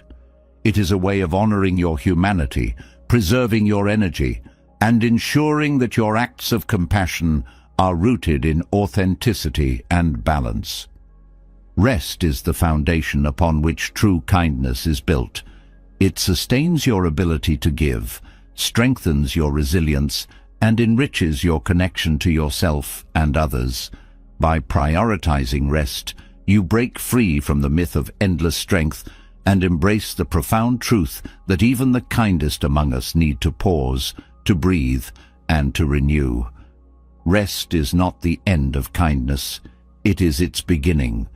Rest is not just the absence of activity, but a profound act of self-respect that enables kindness to thrive. Yet, the question remains, how can we navigate the delicate dance of giving to others while honoring our own needs? This is where the middle way, a cornerstone of Buddhist philosophy, offers profound insight. The middle way teaches that neither excess nor deprivation leads to harmony. Balance is the path to true fulfillment. Applying this principle to the interplay of compassion and self-care reveals a way to sustain both without sacrificing one for the other. The middle way arises from the understanding that extremes create suffering. Excessive selflessness can lead to burnout, resentment, and a loss of identity, while excessive self-focus can foster isolation and neglect of meaningful connections. The key lies in avoiding these extremes by cultivating a balance that honors both yourself and the people you care for. This is not an easy task, but it is a necessary one if compassion is to remain authentic and sustainable. Finding balance requires self-awareness. By paying attention to your feelings, energy levels, and boundaries, you can discern when you are giving too much or too little. The middle way encourages mindfulness, the practice of being present and attuned to your inner and outer worlds. This awareness acts as a guide, helping you navigate the complexities of relationships and responsibilities with clarity and intention. Compassion, at its core, is about connection. The middle way reminds us that this connection must include ourselves. Genuine compassion is not about martyrdom. It is about showing up fully for others, while also showing up fully for yourself. When you neglect your needs, your ability to give becomes strained and conditional. Conversely, when you honor your needs, your compassion flows naturally and freely. The middle way also emphasizes the importance of flexibility. Life is dynamic, and balance is not a fixed state, but an ongoing process of adjustment. There will be times when you need to lean more heavily into self-care, and times when the needs of others take precedence. The wisdom of the middle way lies in recognizing these shifts and responding with grace rather than rigid adherence to a single approach. Boundaries are a crucial element of finding balance. They act as the framework within which compassion can thrive. Boundaries are not walls to keep others out, but structures that protect your energy and ensure that your giving remains sustainable.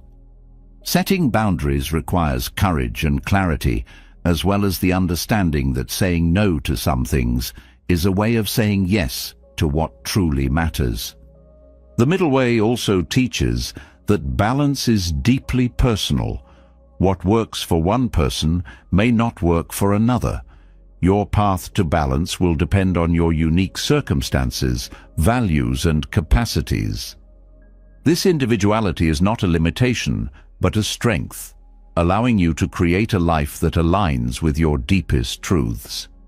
The practice of balance is not about comparison, but about self-discovery. Incorporating rest and renewal into your life is an essential part of the middle way. These practices are not indulgences, but necessities that allow you to sustain your efforts and maintain your well-being. Rest is the pause that refreshes, giving you the energy and clarity to engage with life fully.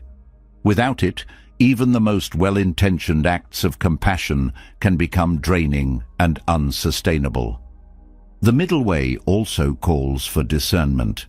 Not every act of kindness is equally meaningful, and not every opportunity to help should be taken. By being discerning, you can focus your efforts where they will have the greatest impact, both for others and for yourself. This discernment requires self-awareness, wisdom, and the ability to say no when necessary. Balance extends to the way you view yourself and others. The middle way encourages you to see yourself as neither more nor less important than those around you. This perspective fosters equality and mutual respect, creating relationships that are supportive and empowering rather than one-sided. It also helps you avoid the trap of over-identifying with the role of a helper, which can lead to a loss of self. The middle way also highlights the interconnectedness of all things. Your well-being is not separate from the well-being of others. It is deeply intertwined. When you care for yourself, you are better able to care for others. This interdependence is not a burden, but a gift, a reminder that balance benefits everyone involved. Practicing the middle way requires letting go of perfectionism. Balance is not about getting everything right, but about finding harmony within the imperfections of life. This acceptance of imperfection creates space for growth, resilience, and joy. It allows you to approach challenges with curiosity rather than judgment, making the journey of balance more fulfilling. The middle way also encourages Gratitude.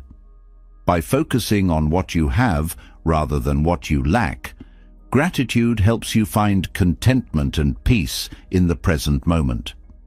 This sense of abundance creates a foundation for balance, allowing you to give and receive with an open heart. Gratitude is not just an emotion, but a practice that enriches every aspect of your life.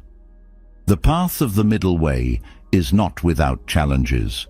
It requires constant reflection, adjustment, and effort. Yet, these challenges are also opportunities for growth and transformation. Each step on the path deepens your understanding of yourself and your connection to the world. The journey itself becomes a source of fulfillment, teaching you that balance is not a destination, but a way of being.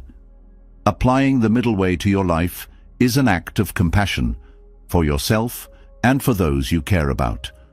It is a way of ensuring that your kindness is sustainable, your connections are meaningful, and your well-being is preserved. By embracing this principle, you create a life of harmony and purpose, one that honors both the giver and the receiver in every act of compassion. The middle way is not a compromise, but a fulfillment of your highest potential. It allows you to give without depleting yourself, to care without losing yourself, and to live with integrity and joy. This balance is the essence of true kindness, a kindness that flows from a place of abundance and authenticity. By finding this balance, you embody the wisdom of the middle way and bring its profound teachings to life. Understanding the balance of giving and receiving leads naturally to a profound truth. Not everything offered should be accepted.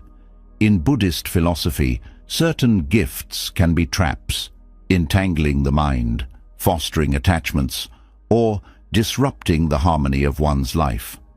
These gifts, though seemingly generous, often carry hidden costs that can weigh heavily on your spirit, your relationships, and even your path to prosperity. True wealth, both material and spiritual, lies in discerning which gifts align with your values and which should be left behind. Gifts, in their essence, are symbols of generosity and connection. But not all come from pure intentions, and not all are free of obligations. Some gifts are cloaked in expectations, binding the receiver to unspoken agreements or debts. Accepting such gifts often leads to a subtle erosion of freedom. The Buddha taught that one must be mindful of what is taken into one's life, as every choice creates ripples that shape the future. One type of gift to avoid is anything given with strings attached. These are the offerings that come with hidden expectations, favors to be returned, loyalty to be proven, or control to be exerted. When you accept such a gift, you may find yourself trapped in an unspoken contract, bound by the weight of someone else's intentions. Freedom, both emotional and financial, begins with recognizing and declining such offerings. Another harmful gift is one given out of guilt or manipulation. These gifts are not true acts of generosity, but tools to influence your emotions or decisions. They often leave you feeling obligated, even if you didn't ask for them. Accepting these gifts can create a dynamic where your sense of agency is diminished, as you may feel pressured to repay the giver in ways that do not serve your well-being or goals. Excessive or unnecessary gifts can also become burdens. While receiving something lavish may initially bring joy, it can often lead to feelings of unease or imbalance. The Buddha emphasized simplicity and mindfulness in life. When a gift disrupts this balance, requiring maintenance, creating envy, or leading to attachment, it becomes more of a burden than a blessing. True richness comes from contentment, not accumulation. Material gifts that encourage unhealthy habits or dependencies are another category to be wary of. These gifts might appear as harmless indulgences, But over time, they can foster cravings, attachments, or harmful behaviors. Whether it's excessive luxury or items that feed addiction, such gifts pull you away from the middle way, the balanced path of mindful living. The intention behind a gift is as important as the gift itself. A present offered with resentment, pity, or superiority carries a negative energy that can subtly affect the receiver. Accepting gifts born of negative intentions can create an atmosphere of tension and unease. By being mindful of the giver's state of mind, you can protect your peace and preserve relationships built on mutual respect. Culturally, rejecting gifts is often seen as impolite, but Buddhism teaches that gracious refusal, when done with mindfulness and gratitude, is an act of self-respect. Declining a gift does not diminish the giver's generosity. Instead, it preserves your autonomy and ensures that what you accept aligns with your values. It is not about rejection, but about discernment, a way of honoring both yourself and the giver. Gifts that undermine your principles or values should never be accepted. These are the offers that require compromising your integrity or going against your beliefs. Whether it's a favor that conflicts with your ethics or a material item that disrupts your spiritual practice, such gifts are not worth the cost. Staying true to yourself is the greatest form of wealth, far surpassing any material gain. Accepting gifts that overshadow your independence can also be harmful. Financial or material gifts that create dependence on another person often lead to a loss of control over your own decisions and life path. True abundance comes from self-reliance, not from being tethered to the generosity of others. By declining such gifts, you affirm your own capability and resilience. The act of refusing a gift can be empowering. It reminds you that you are in control of what enters your life and that you have the strength to choose what aligns with your purpose. This practice also fosters a sense of inner richness, as you learn to derive fulfillment not from what is given to you, but from what you create and cultivate within yourself. Mindfulness in gift acceptance extends beyond material items to intangible offerings, such as advice, praise, or emotional support. Not all advice is given with your best interests at heart, and not all praise reflects genuine appreciation. Similarly, emotional support that comes with conditions or hidden motives can create unhealthy dynamics. By discerning the true nature of these intangible gifts, you can protect your emotional well-being and maintain clarity in your relationships. The path to wealth in Buddhist teachings is not paved with possessions, but with freedom, balance, and integrity. Every gift you accept has the potential to either enhance or disrupt this path. By practicing mindfulness and discernment, you can ensure that what you welcome into your life supports your journey toward genuine abundance. Generosity, both in giving and receiving, is a cornerstone of Buddhist philosophy. But generosity is not about taking everything offered. It is about engaging in exchanges that are free of attachment, expectations, and harm. Declining certain gifts is not an act of ingratitude, but a way of ensuring that generosity remains a source of joy and connection rather than a cause of imbalance or conflict. In navigating the complex dynamics of gift-giving and receiving, the key lies in clarity. By understanding your own needs, values, and boundaries, you can make choices that honor your well-being while maintaining harmonious relationships. This clarity transforms the act of receiving into a mindful practice, one that enriches your life without compromising your peace or purpose. In essence, the secret to becoming truly rich is not found in the accumulation of gifts, but in the ability to choose wisely, to remain unattached, and to foster balance in every interaction. The gifts you accept and the ones you decline shape your life in profound ways. By approaching each offer with mindfulness and discernment, you create a life that is not only materially sustainable, but spiritually fulfilling, a life rooted in the wisdom of balance and the richness of simplicity. Declining what does not serve you builds resilience. But how do you cultivate a mindset that truly shields you from the chaos of external events? Buddhism offers a profound approach: to act as if nothing burns you. This is not about ignoring pain or pretending challenges do not exist. It is about developing an inner strength so unwavering that no external flame can consume your peace. This teaching carries immense power, unlocking the ability to face life with grace, clarity, and purpose. Acting as if nothing burns you begins with detachment. Detachment does not mean indifference. It means releasing your grip on outcomes and external validation. When you are not tethered to the highs and lows of life, you become free to act from a place of stability.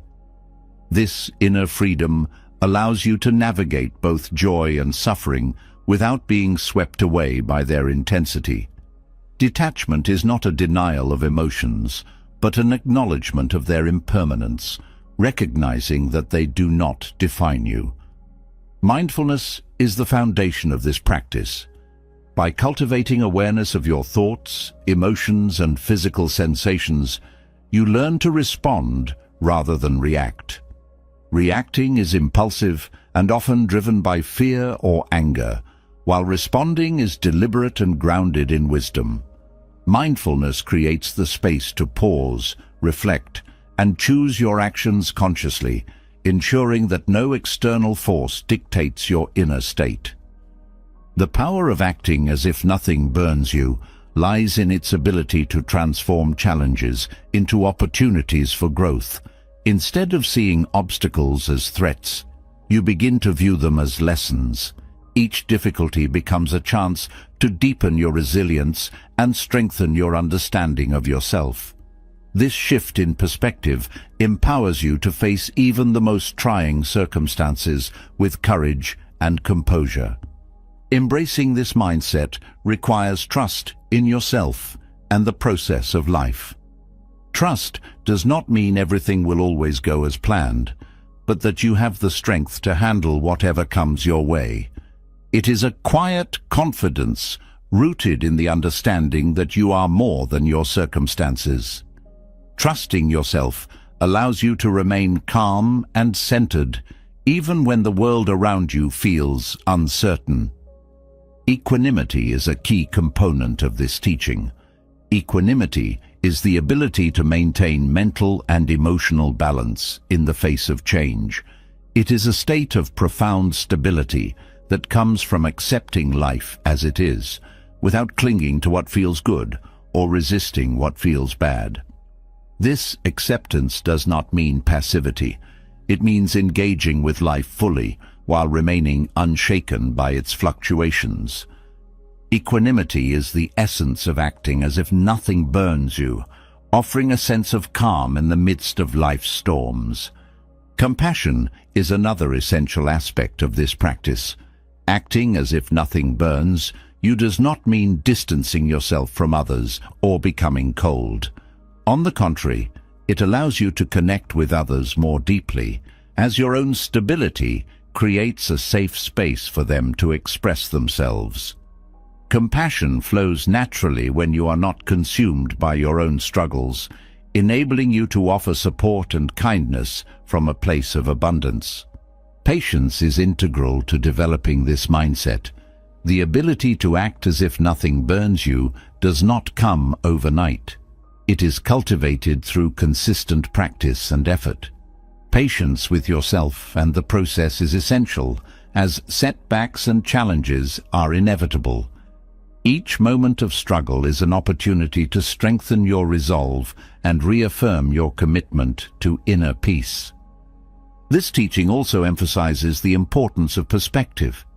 When you act as if nothing burns you, you begin to see life's events in context, recognizing that no single moment defines your entire existence. This broader perspective helps you let go of the need to control every detail and instead focus on what truly matters. Perspective is the lens through which you view life, and shifting it can transform even the most painful experiences into sources of wisdom. Gratitude plays a vital role in this practice. By focusing on what you have rather than what you lack, gratitude shifts your attention away from problems and toward possibilities. It helps you see the beauty in the present moment, even amid difficulty. Gratitude is not about ignoring pain, but about finding joy and meaning in the small, often overlooked aspects of life. The practice of acting as if nothing burns you is not about suppressing emotions, but about understanding them. Emotions are not enemies to be defeated, but messages to be understood. By acknowledging your feelings without letting them control you, you develop a deeper connection with yourself. This self-awareness is the foundation of true strength, enabling you to act from a place of authenticity and balance. Boundaries are crucial to sustaining this mindset. Protecting your peace requires saying no to what drains or diminishes you. Boundaries are not barriers. They are expressions of self-respect that allow you to engage with life on your terms. Setting and maintaining boundaries ensures that your energy is directed toward what aligns with your values and purpose. The wisdom of this teaching extends to relationships. Acting as if nothing burns you allows you to navigate conflicts and misunderstandings with grace. Instead of reacting defensively, you approach interactions with curiosity and empathy, seeking to understand rather than dominate. This approach fosters deeper connections and mutual respect, creating relationships that are both supportive and empowering. This practice also encourages self-compassion. Acting as if nothing burns you does not mean being immune to pain, but treating yourself with kindness when pain arises. Self-compassion is the acknowledgement that you're human, deserving of care and understanding, even in your moments of struggle. It is the gentle voice that reminds you that your worth is not diminished by your challenges. Discipline is necessary to embody this teaching fully. It requires a commitment to staying present, even when the temptation to escape or react is strong. Discipline is not about rigidity, but about consistency, showing up for yourself day after day with intention and purpose. This steadfastness builds the inner strength needed to remain unshaken by external events. Acting as if nothing burns you is a form of liberation. It frees you from the need for approval, the fear of failure, and the weight of comparison. This freedom allows you to live authentically, guided by your values rather than external pressures. It is not about detachment from life, but about engaging with it fully, from a place of inner stability. The power of this practice lies in its simplicity. It is not about grand gestures or dramatic changes, but about small, consistent choices that cultivate resilience and peace. Each moment is an opportunity to reaffirm your commitment to this way of being, to act with intention and clarity, and to trust in your own strength. This teaching is not about perfection, but about progress. Acting as if nothing burns you is a journey, one that requires patience, effort, and self-compassion. Each step along the path deepens your understanding of yourself and your connection to the world, creating a life that is not only resilient, but profoundly fulfilling.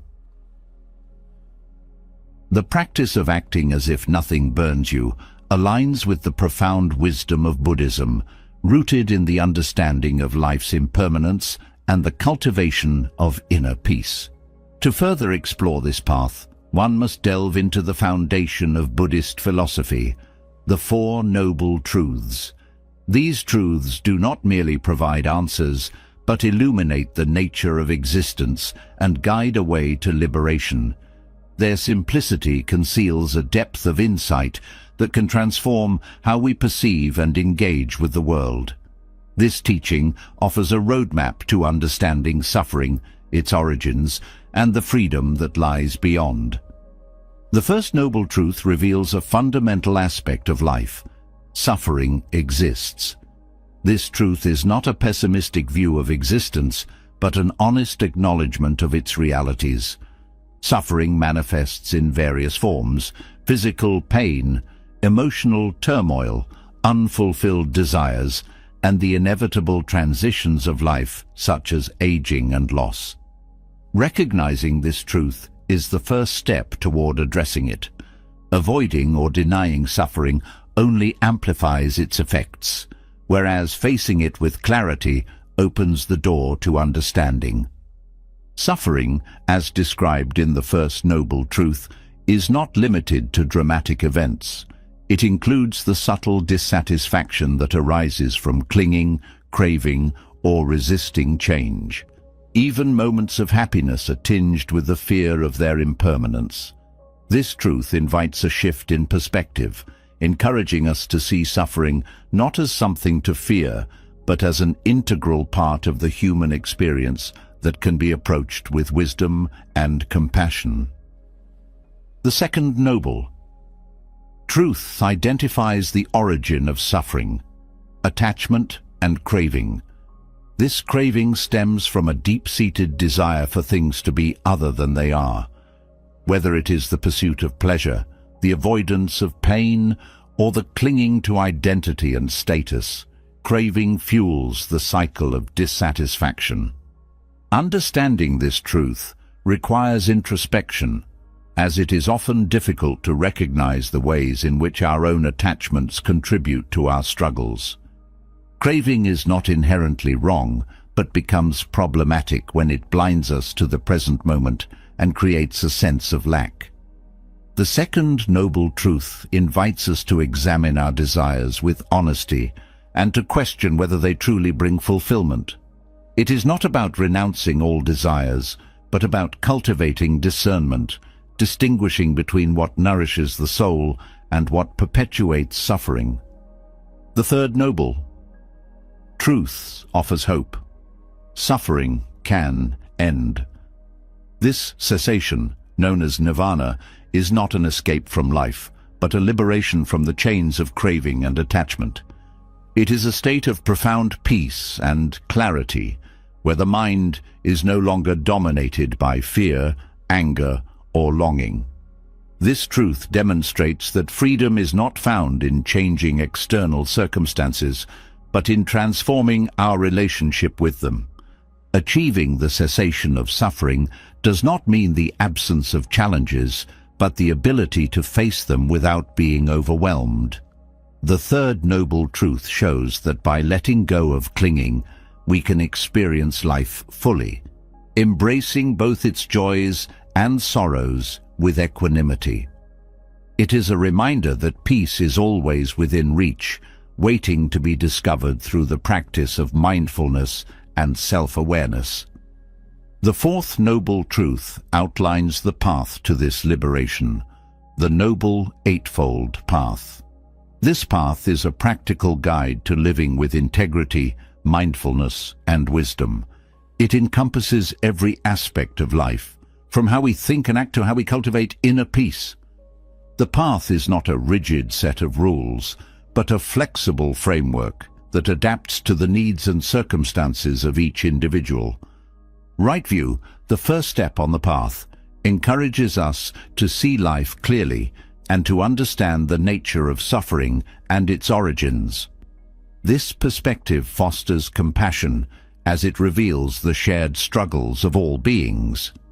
Right intention builds on this understanding, guiding us to cultivate motivations rooted in kindness, generosity, and the desire for liberation.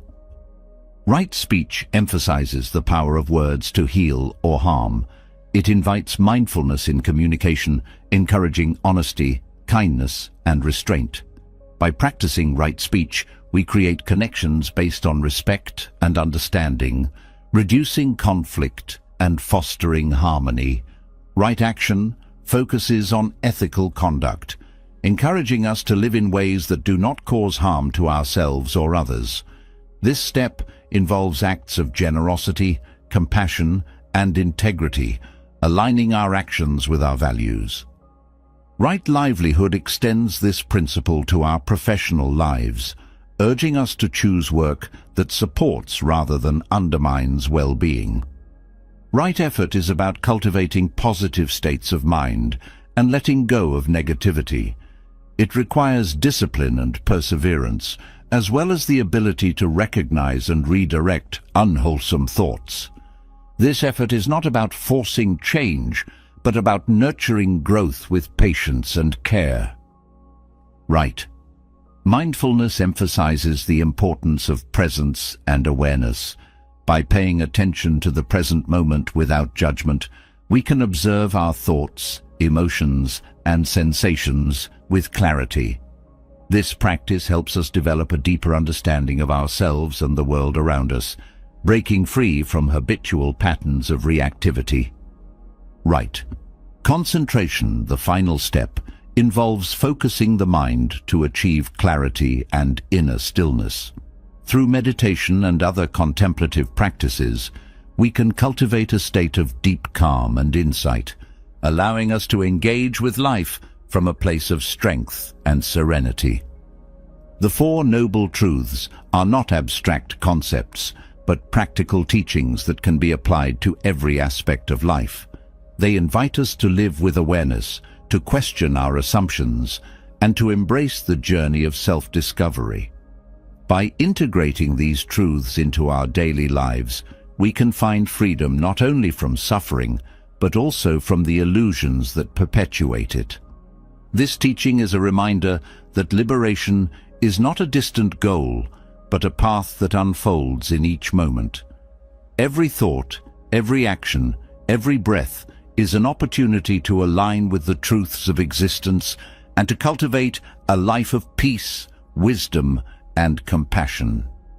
The Four Noble Truths are both a foundation and a destination, guiding us toward a deeper understanding of ourselves and a more harmonious relationship with the world. The Four Noble Truths reveal the path to liberation, but within that path lies an often overlooked foundation: self-love. Buddhism and Zen teach that true peace begins within, and without nurturing compassion for yourself, it is impossible to extend genuine kindness to others. This self-love is not rooted in vanity or selfishness. It is an act of deep understanding and respect for your own humanity. The Buddha's teachings offer timeless wisdom on how to cultivate this essential quality, unlocking a sense of worth and peace that radiates into every aspect of life. Loving oneself starts with recognizing your intrinsic value. The Buddha taught that all beings are inherently worthy simply by existing. This worth is not dependent on accomplishments, possessions, or the approval of others. It is a quiet truth that lies at the core of who you are. Accepting this truth requires letting go of the external measures that often dictate self-worth. When you stop seeking validation outside yourself, you begin to uncover the unshakable confidence that comes from within. Self-love also involves cultivating patience with yourself. Just as you would not rush the growth of a flower, you cannot force yourself to become perfect overnight. Buddhism emphasizes the importance of being present in the journey, embracing each step with kindness and acceptance. Mistakes and setbacks are part of growth, not signs of failure. By treating yourself with the same patience you would extend to a dear friend, you create a space for healing and transformation. Mindfulness is a cornerstone of self-love. By paying attention to your thoughts, emotions, and actions without judgment, you develop a deeper understanding of yourself. This awareness helps you identify patterns that no longer serve you, allowing you to make choices that align with your true self. Mindfulness also fosters gratitude for the present moment, shifting your focus from what you lack to what you already have. This shift creates a sense of abundance, nurturing self-acceptance and contentment. Compassion toward yourself is essential. The Buddha taught that compassion begins at home, within your own heart. When you acknowledge your struggles and meet them with understanding rather than criticism, you create an environment where growth can flourish.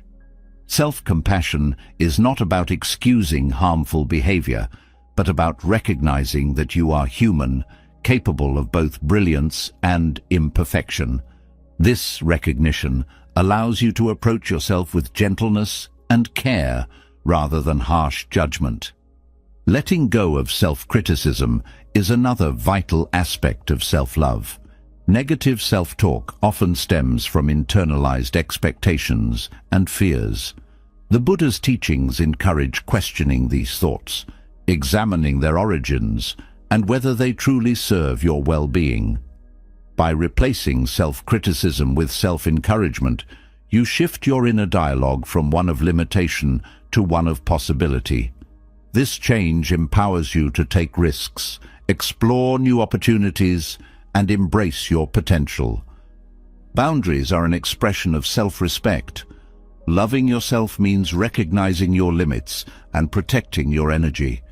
Buddhism teaches that balance is essential, and setting boundaries is a way of honoring your needs without guilt.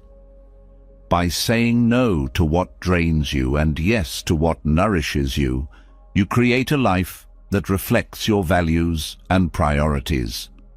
Boundaries are not barriers, but bridges to a more fulfilling and authentic existence.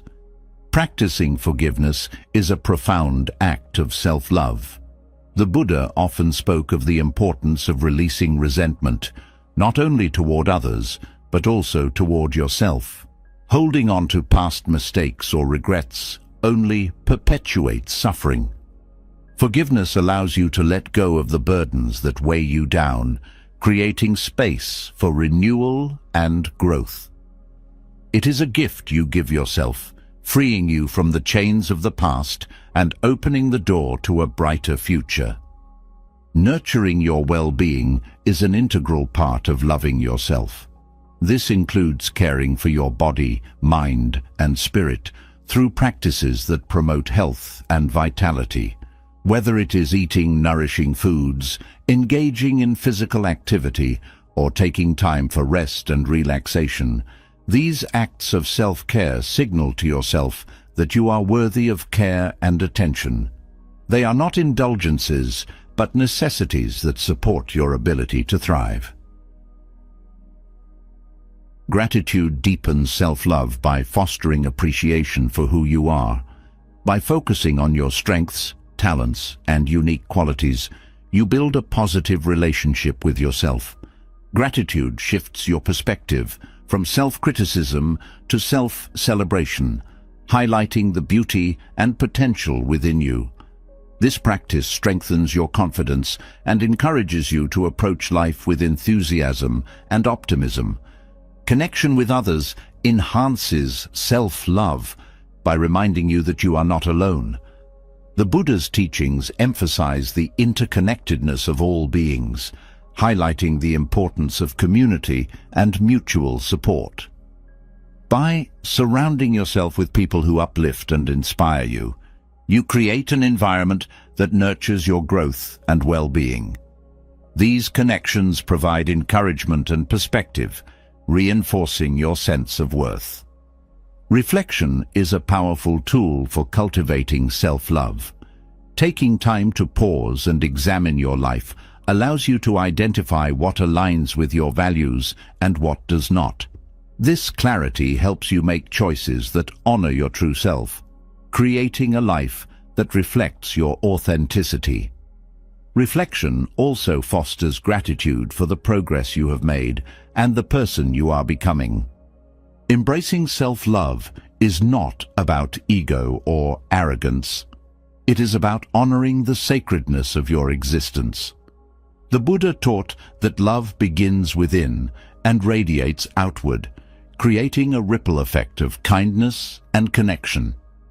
When you love yourself, you create a foundation of strength and resilience that supports every aspect of your life. This love is not finite, but grows with practice, enriching both your own life and the lives of those around you. By integrating these teachings into your daily life, you begin to experience the profound transformation that comes from self-love. It is not a destination, but a journey, one that requires patience, mindfulness, and compassion. Each step brings you closer to the truth of who you are, revealing the limitless potential within you.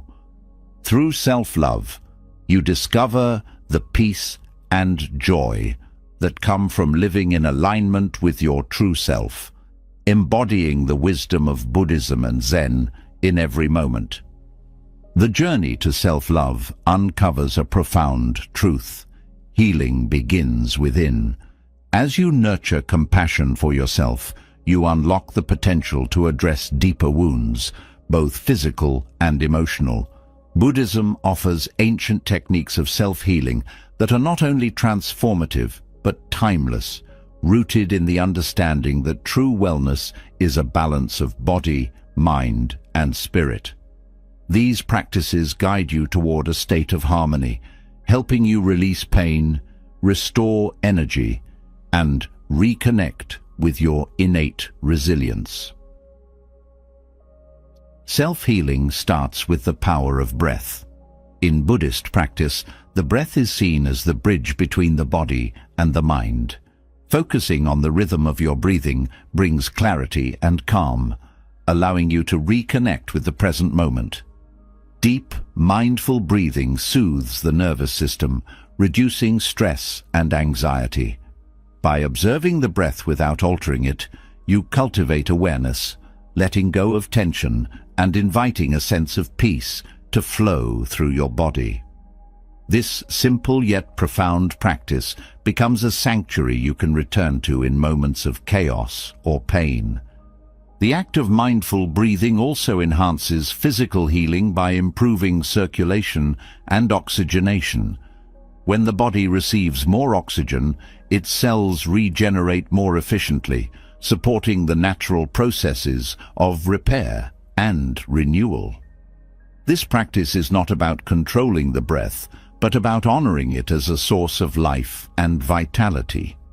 Through this attention, the connection between your physical state and emotional well-being becomes clearer, and you learn to align them harmoniously. Meditation is another ancient tool for self-healing that Buddhism teaches with great reverence. By sitting in stillness and observing your thoughts without judgment, meditation helps you release the burdens of the mind.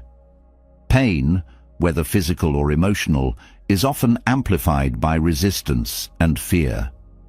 Meditation creates a space where you can acknowledge pain without becoming overwhelmed by it. This acceptance dissolves the layers of tension and struggle, allowing healing to unfold naturally. In meditation, visualization techniques are particularly powerful for healing. By focusing on images of light, warmth, or soothing energy flowing through your body, you activate your mind's ability to influence your physical state. The mind and body are deeply interconnected, and what you focus on mentally often manifests physically. Visualization strengthens this connection, empowering your mind to support the healing process with intention and clarity. Loving kindness meditation, a cornerstone of Buddhist practice, is another transformative healing technique. This practice involves directing thoughts of compassion and goodwill toward yourself and others. By silently repeating phrases such as "May I be well," "May I be at peace," you cultivate a sense of love and care that transcends boundaries. This energy not only soothes emotional wounds, but also strengthens your immune system and reduces stress hormones, contributing to physical healing. The power of loving kindness lies in its ability to shift your perspective. When you focus on sending love and compassion, you naturally let go of resentment, anger, and fear. These emotions often act as barriers to healing, keeping you trapped in a cycle of pain. Loving kindness breaks this cycle, opening the heart to forgiveness and acceptance. This release creates space for healing to take root, fostering a sense of wholeness and balance. Mindful movement, such as walking, meditation, or yoga, is another profound technique for self-healing. These practices connect the mind and body through deliberate, purposeful actions. Walking meditation involves taking slow, mindful steps, focusing on the sensation of your feet touching the ground. This practice grounds you in the present moment, helping you release mental clutter and physical tension. It is a reminder that healing is not only about rest, but also about movement, gentle, intentional actions that restore energy and vitality.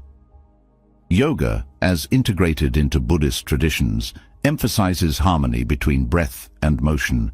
Each movement becomes an act of mindfulness, a way to listen to your body and honor its needs. This practice not only strengthens your physical body, but also balances your energy, helping you release emotional blockages stored within.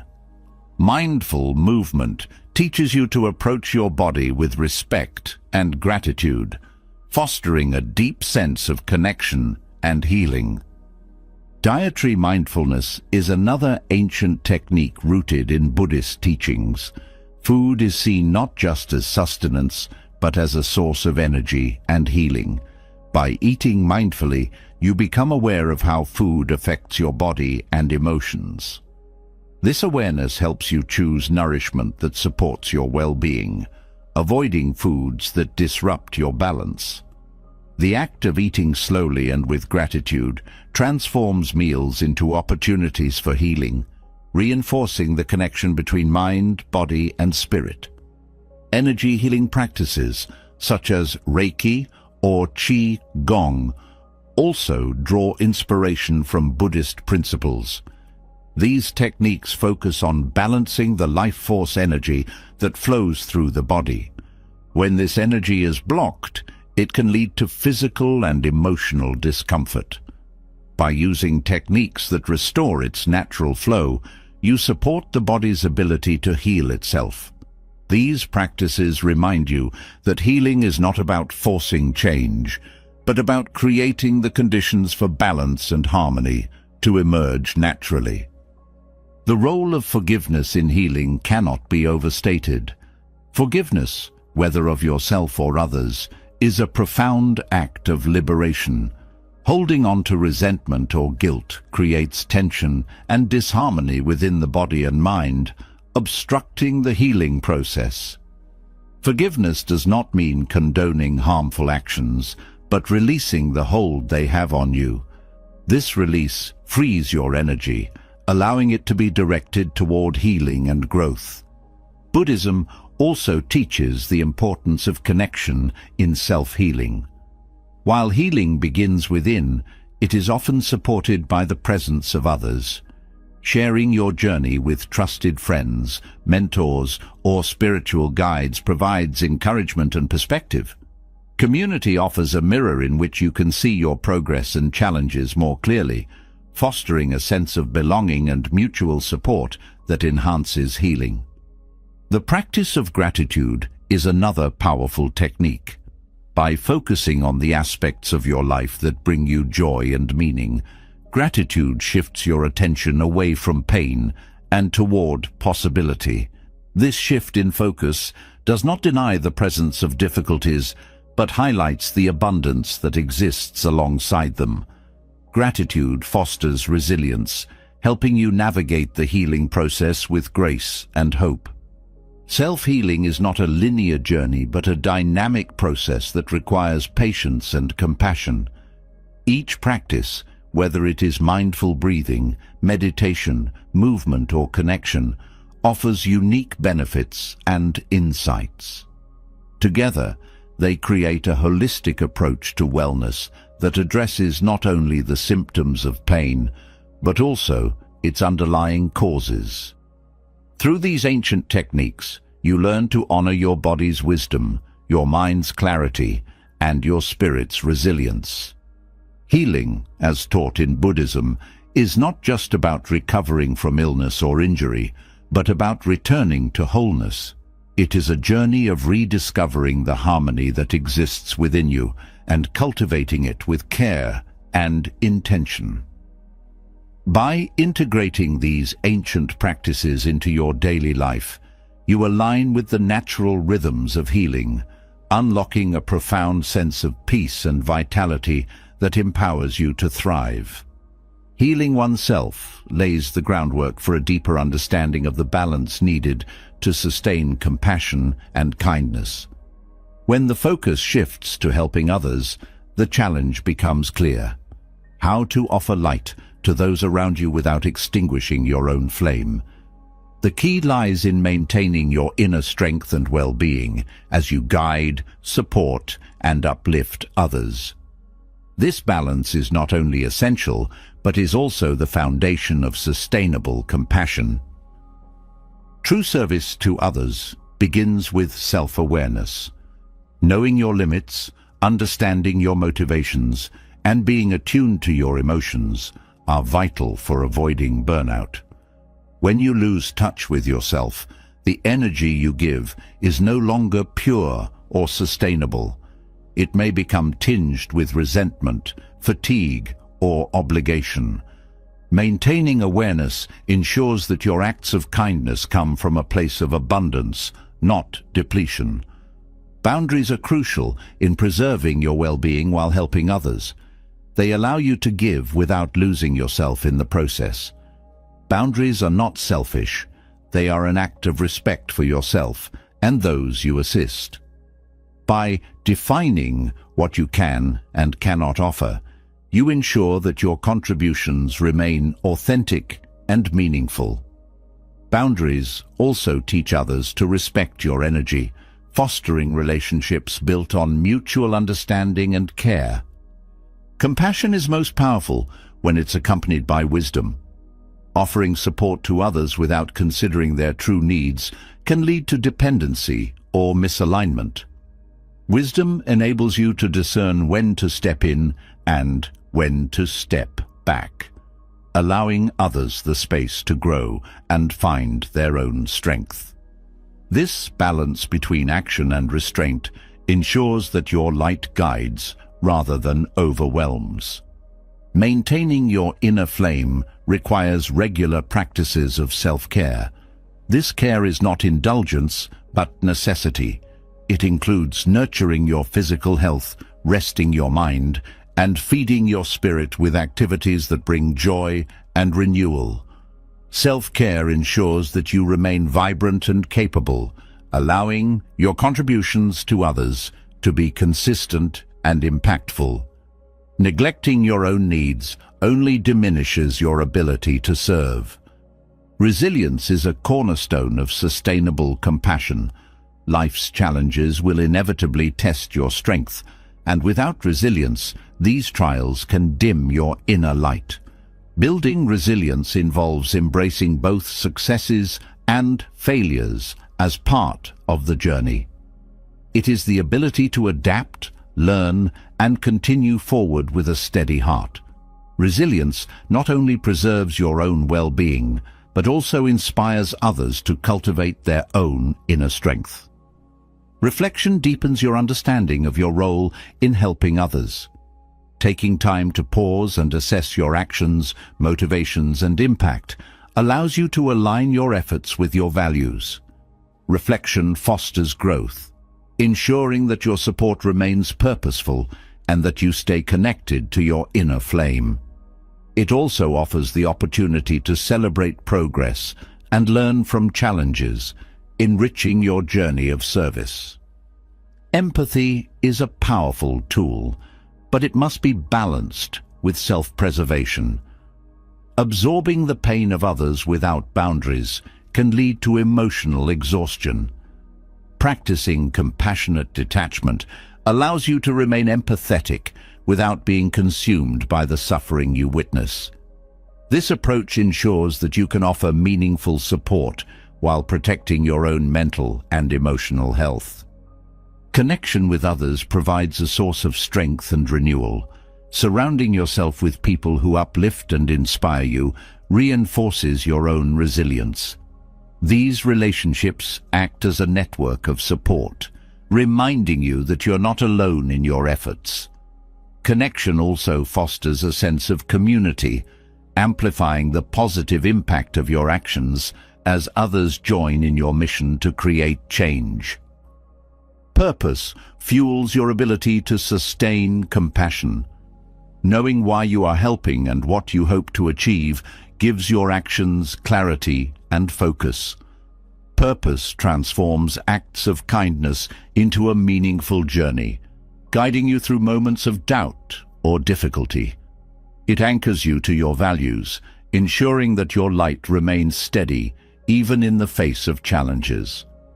Letting go of control is essential when helping others. The desire to fix or solve every problem can lead to frustration and burnout. Recognizing that some outcomes are beyond your influence allows you to release the burden of responsibility. Letting go does not mean indifference. It means trusting that your efforts, however small, contribute to a greater good. This trust lightens your load, freeing you to focus on what you can truly impact. Gratitude enhances your ability to help without losing yourself. By appreciating the opportunity to serve, you cultivate a sense of fulfillment that counteracts exhaustion. Gratitude shifts your focus from what is lacking to what is abundant, reinforcing the positive energy that fuels your inner flame. It reminds you of the interconnectedness of all beings, inspiring you to continue giving with an open heart. Flexibility is another key to sustaining compassion. Life is unpredictable, and rigid expectations can lead to disappointment or discouragement. Flexibility allows you to adapt to changing circumstances while maintaining your core values. It ensures that your actions remain relevant and effective, even in the face of unforeseen challenges. This adaptability keeps your light strong and your efforts impactful. Trusting others to contribute their light is an act of humility and wisdom. Recognizing that you are not the sole source of support empowers those around you to step into their own strength. Delegating or sharing responsibilities creates a ripple effect of compassion, magnifying the impact of your efforts. It also relieves the pressure to do everything alone, preserving your energy for what truly matters. Forgiveness, both of yourself and others, is vital in maintaining your inner flame. Mistakes and misunderstandings are inevitable, but holding on to them only weighs you down.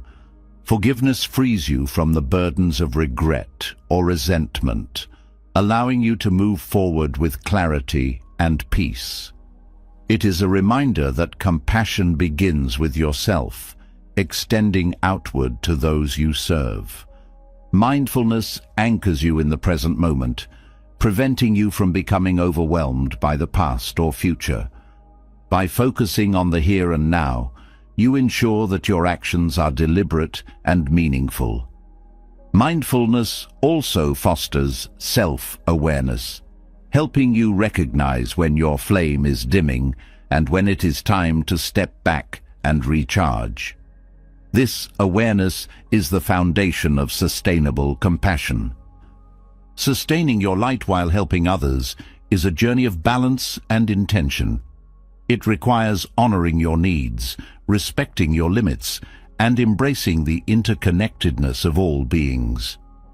By maintaining your inner strength, you not only preserve your own well-being, but also create a brighter, more enduring source of light for those around you. This balance is not only achievable, but essential, ensuring that your acts of compassion continue to inspire and uplift without depleting your spirit. Through this harmony, you embody the true essence of service, lighting the path for others while keeping your own flame alive and strong. Helping others is one of the most profound ways to connect with the world. But as the teachings of Buddhism remind us, true compassion begins with balance. Without nurturing your own inner strength, the act of giving can shift from a beautiful offering to a draining sacrifice. By understanding the importance of boundaries, mindfulness, and self-care, you create a sustainable way to help others while preserving your own light. The wisdom of the empty cup.